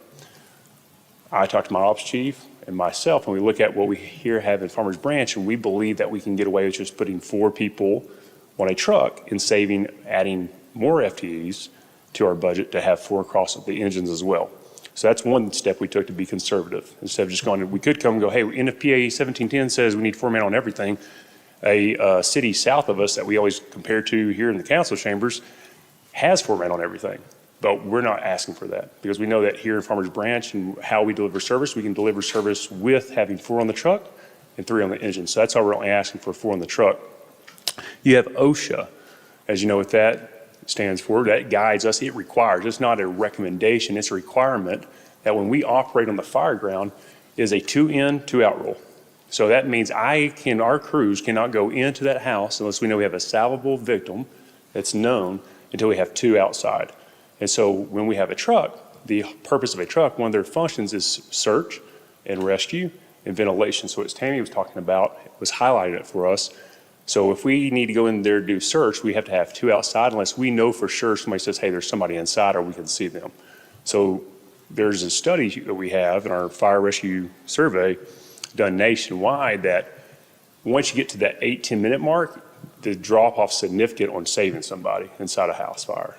And so that's one of the reasons is because when we have our trucks with 4 men, we're not having to wait on another apparatus if they're out on a car, something like that. So that's the importance of that. It's also important because we had a firefighter get injured last year that was not able to return to work because he was on a 3-man crew. And so he fell from the 2nd story and he did not have his full time in, so he didn't have to get that full 20-year retirement. We had disability retirement.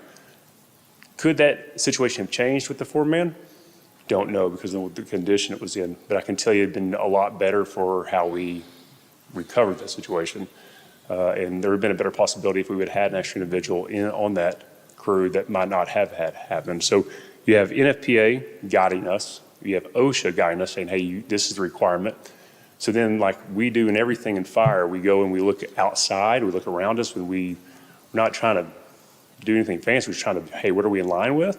So we used a study. We did a research. We looked at our geographic location last year, same as this year.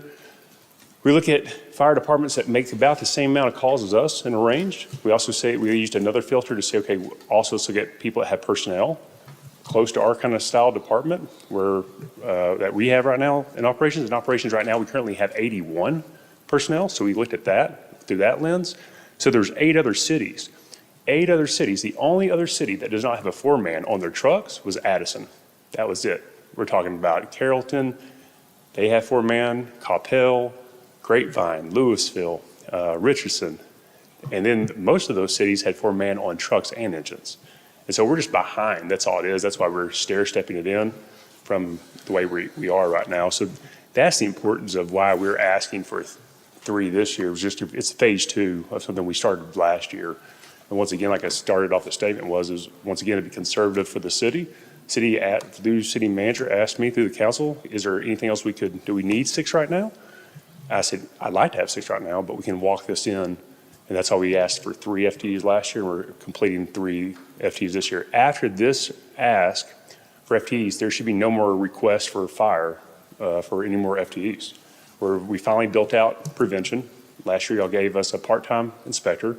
That is helping tremendously with our inspections. Our admin's built out. We finally got the EMS captain a couple years ago. We're finally going to be built out. This is just the last phase that we've been building into. Thank you for that detailed explanation. And the last question I have is, are we at any level of risk in losing an ISO level 1 rating with any of this? That is a very great question. Thank you for that softball. I appreciate you. So with that softball, he just threw me. See, once you're a firefighter, you're always a firefighter. So we just got our ISO rating back. And so we'll be up here in September getting it because it has to go through the state fire marshal's office. But through ISO, they just came back and said, hey, we're going to get to keep our ISO 1, which is fantastic. So out of, goodness gracious, 10,000 different fires for protection in the country, we're one of around roughly 498, I believe, that have ISO 1. That's huge. We're a little bit over 1% is what it was when I was looking at it. And so one of the things they look at in there, what Councilman Neal's talking about, is they look at our staffing on our apparatus. And so that is something that when they come back and grade again, we would definitely lose points. We already lost a little bit of points there. We didn't get the full max points on that one, that criteria. So that is something you're looking at in the future, because if you look at 2012, that's when we did the study. Looking back we went back to 2012, that population, and now we've already increased over 2,000 runs since then because our city's grown, as we've all know. And so our call volume's gone up, population's gone up. We've got way more buildings than we did 12 years ago. And so that plays in it too with ISO. And that's one of the things ISO, by doing this, it allows us also right now not to have to add another engine. Because now if we add another engine, there's another $1 million, plus that's going to be 9 more FTEs that I have to add on that. So once again, we're trying to walk this thing out as slow as we can. Because that's the other thing I could do is come up here and go, hey, I need an engine and I need 9 people. I could have done that last year, but instead, talking to Ben was, how can we think of a way to be conservative and not have to keep on increasing for the city so it doesn't hurt all the other departments? And that's what we came up with, was doing it this way. Thank you very much. That's all I have for Chief. Thank you. Does anybody else have anything? Y'all know I'd love to, we can talk fire all night long. Okay. You wanted Chief Hale? Chief McCoy. It's getting late. Kevin McCoy, Chief of Police. I don't have NFPA standards or ISO ratings, so you won't get that from me. A real quick question about your traffic unit sergeant here that you're asking for. Can you kind of give me a run through what his daily activities might be, and that we need a full-time guy for that? I know you're putting together that traffic unit, so just help us understand So that. really, it is just that. It's the management of a unit that didn't exist before now. We're deploying now the motorcycle unit. They're in training this week. They'll come back to the bikes. We have a full-time traffic officer that's out there now, Officer Babineau. We have another position that's vacant. So effectively, we have a unit that's going to have a specialized function that will need daily direction in what they're going to do. They're going to work daytime hours, primarily during the course of the week when we have traffic. I don't have supervision assigned in patrol that can take that task on. Each supervisor assigned to patrol, there's 8 of them, has responsibility for half of a patrol shift. And their focus is on the patrol cops and working that patrol shift 12 hours in the daytime. So the purpose of the sergeant is to allow them to focus specifically on traffic issues and traffic concerns as we get from citizens, or with the software that council approved, one of the last council meetings, that tells us where our problems are. So they're, again, just a span of control management issue is you have a small specialized unit that'll be 6 people when fully deployed, and they need supervision. Thank you. That's all I have. Thanks. Thank you. Anything else for the Chief? Thank you, Chief. Actually, if I just may say something a little aside from this budget, I just want to thank Chief McCoy for last week covering for the city manager. You did a fantastic job. I really appreciate all the assistance that you provided us throughout the week, and I just wanted to thank you publicly. Thank you.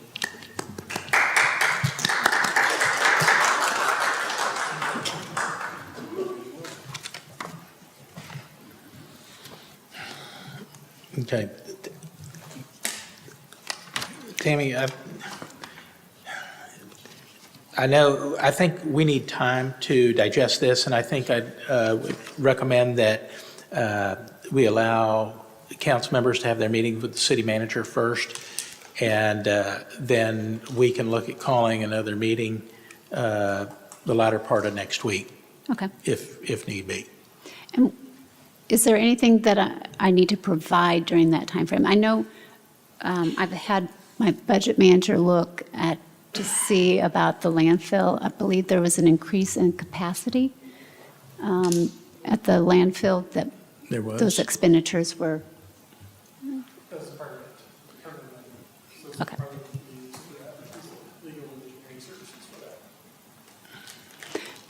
So is there anything else that I can provide before your meetings with the city manager in particular? I just want to make sure regarding what you have down here for parks, that $177,000, that goes away if they go with the contract. Where's Robert? Why are you hiding in the back? Okay, so that goes away if we go with the contract. versus city. Okay. Now, would we need to swap it out with the contract? We will have to put some contract language in there. Okay.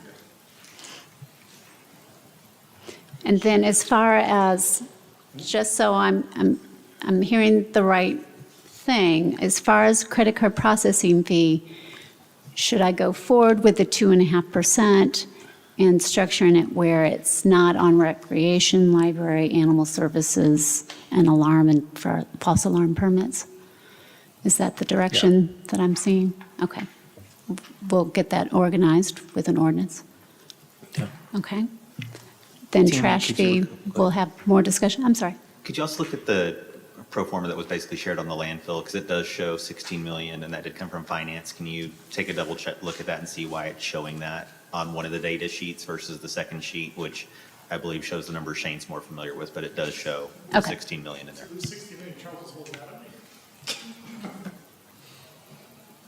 Okay, we can do that.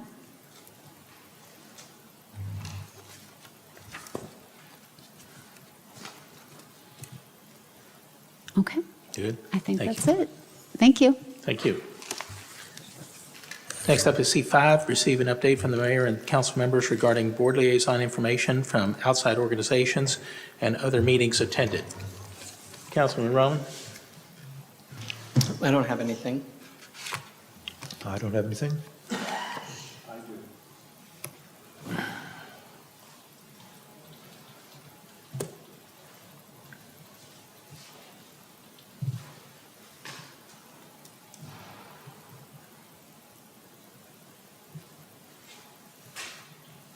Actually, if you want Okay, I want to go back.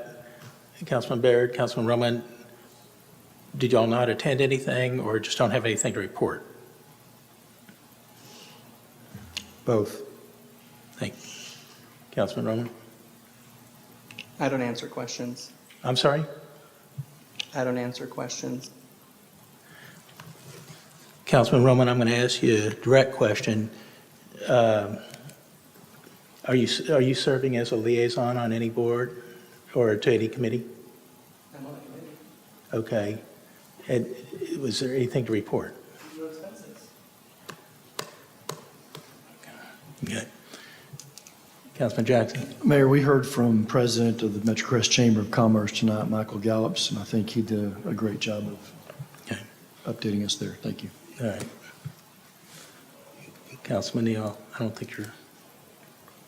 I have nothing. Okay. I'll report the following. We had monthly Metroplex Mayors Association meeting. At that meeting, the city of Dallas made a presentation regarding their investment in homelessness. They are actually looking to create a sanctioned encampment area. Not sure where that's going to be, but that is something that they were interested in taking a look at doing.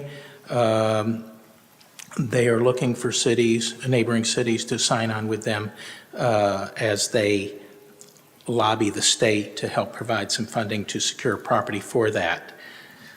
North Dallas Chamber of Commerce, they have a meeting coming up on June 25th to discuss various Trinity River projects. We heard about one this evening. I don't know that that one's on the list, but they will be talking about other Trinity River projects going on. Met with Encore. They gave me a storm update this week. Atmos did the same.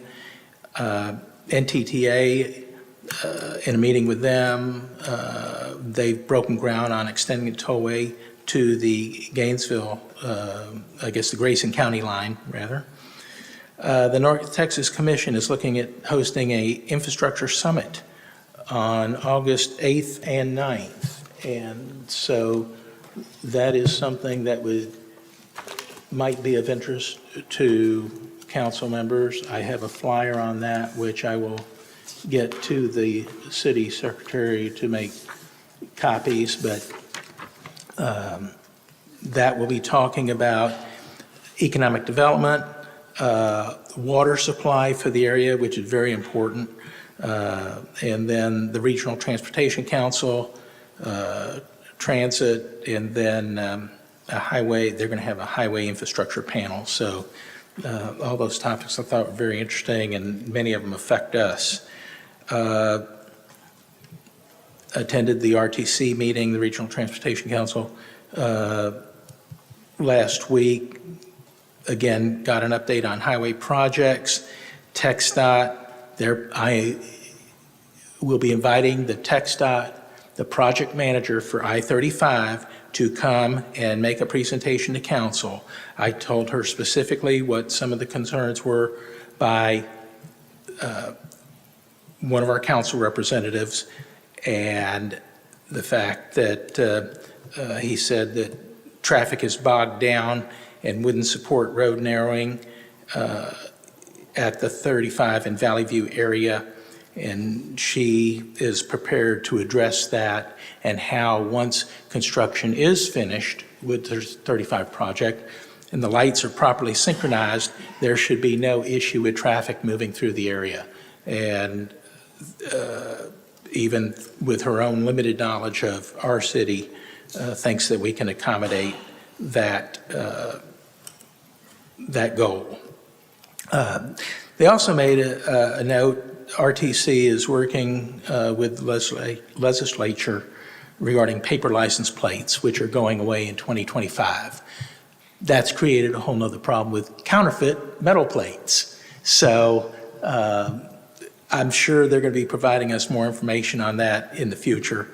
But I just thought that was interesting.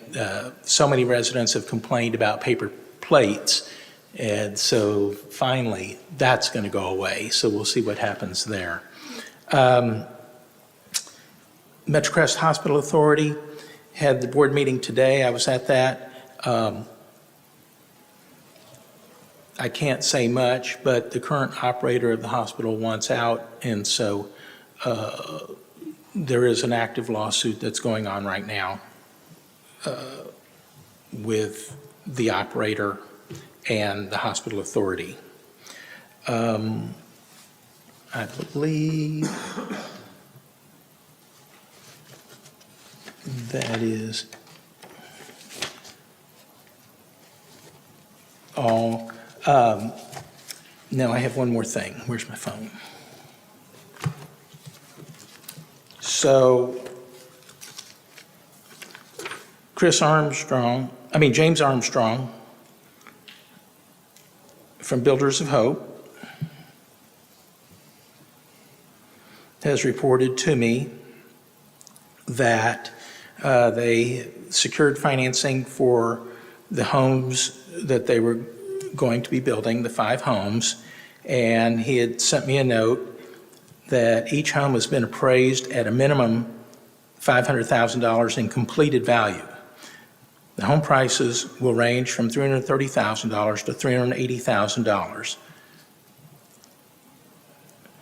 Farmers Branch discounted the land when it was sold to Builders of Hope. So these homeowners or buyers that will be buying these homes are going to walk into situations where they will instantly have between $120,000 and $170,000 in instant equity or net worth. That's huge. This program is going to help people of lesser means to create instant net worth and wealth. And so I think that's a great thing for our community, and especially when the homes that are going to be built are going to be consistent with the neighborhood in terms of size and whatnot. So again, there's a lot of benefits to this. I know we're going to be hearing more from James in the very near future. This is going to add money to our tax rolls, but in total, he's looking, there's about $2.5 million in instant net worth that's going to be created with just these 5 homes to the individuals that qualify to buy them. So I think that's very exciting, and hopefully that will lead to more investment and partnership with them. And I think that's all I have on that at this time. Next up. I'm sorry? He's ready. Oh, I'm sorry. I found my email.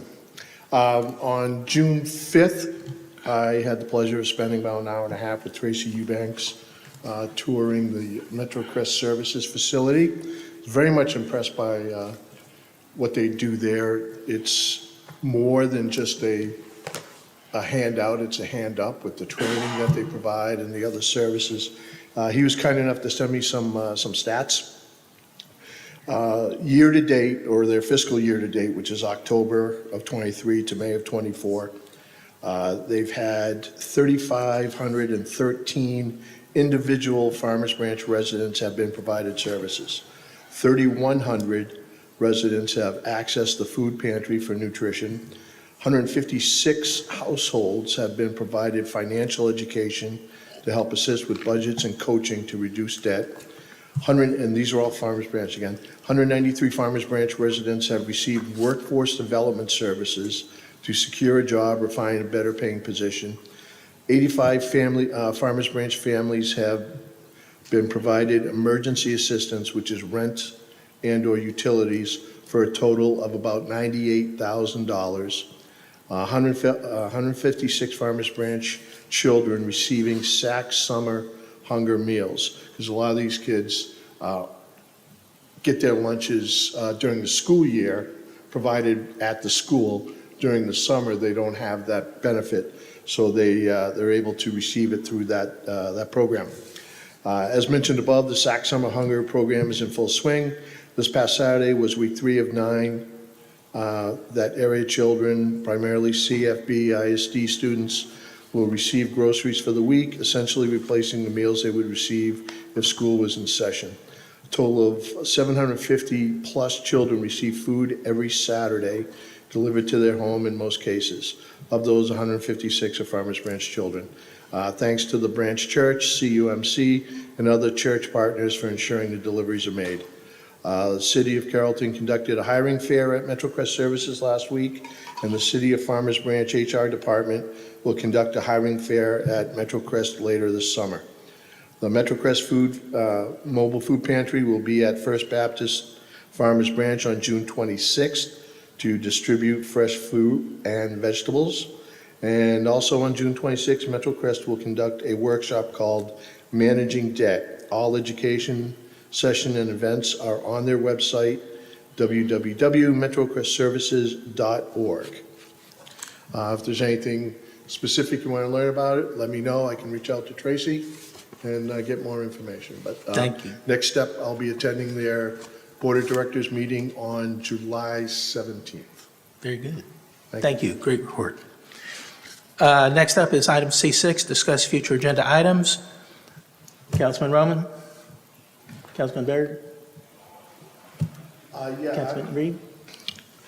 Yes, I would like to get, to find out from Parks and Rec what the holdup is at Mercer Park, where the bottleneck is in regards to progress there and the townhomes. See if we can move forward with that project.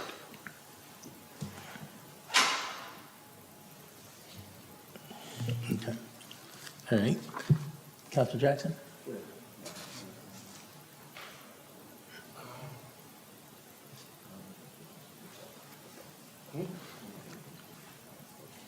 Yeah. I'm sorry, just clarify. That's all right. Councilman Neal? No?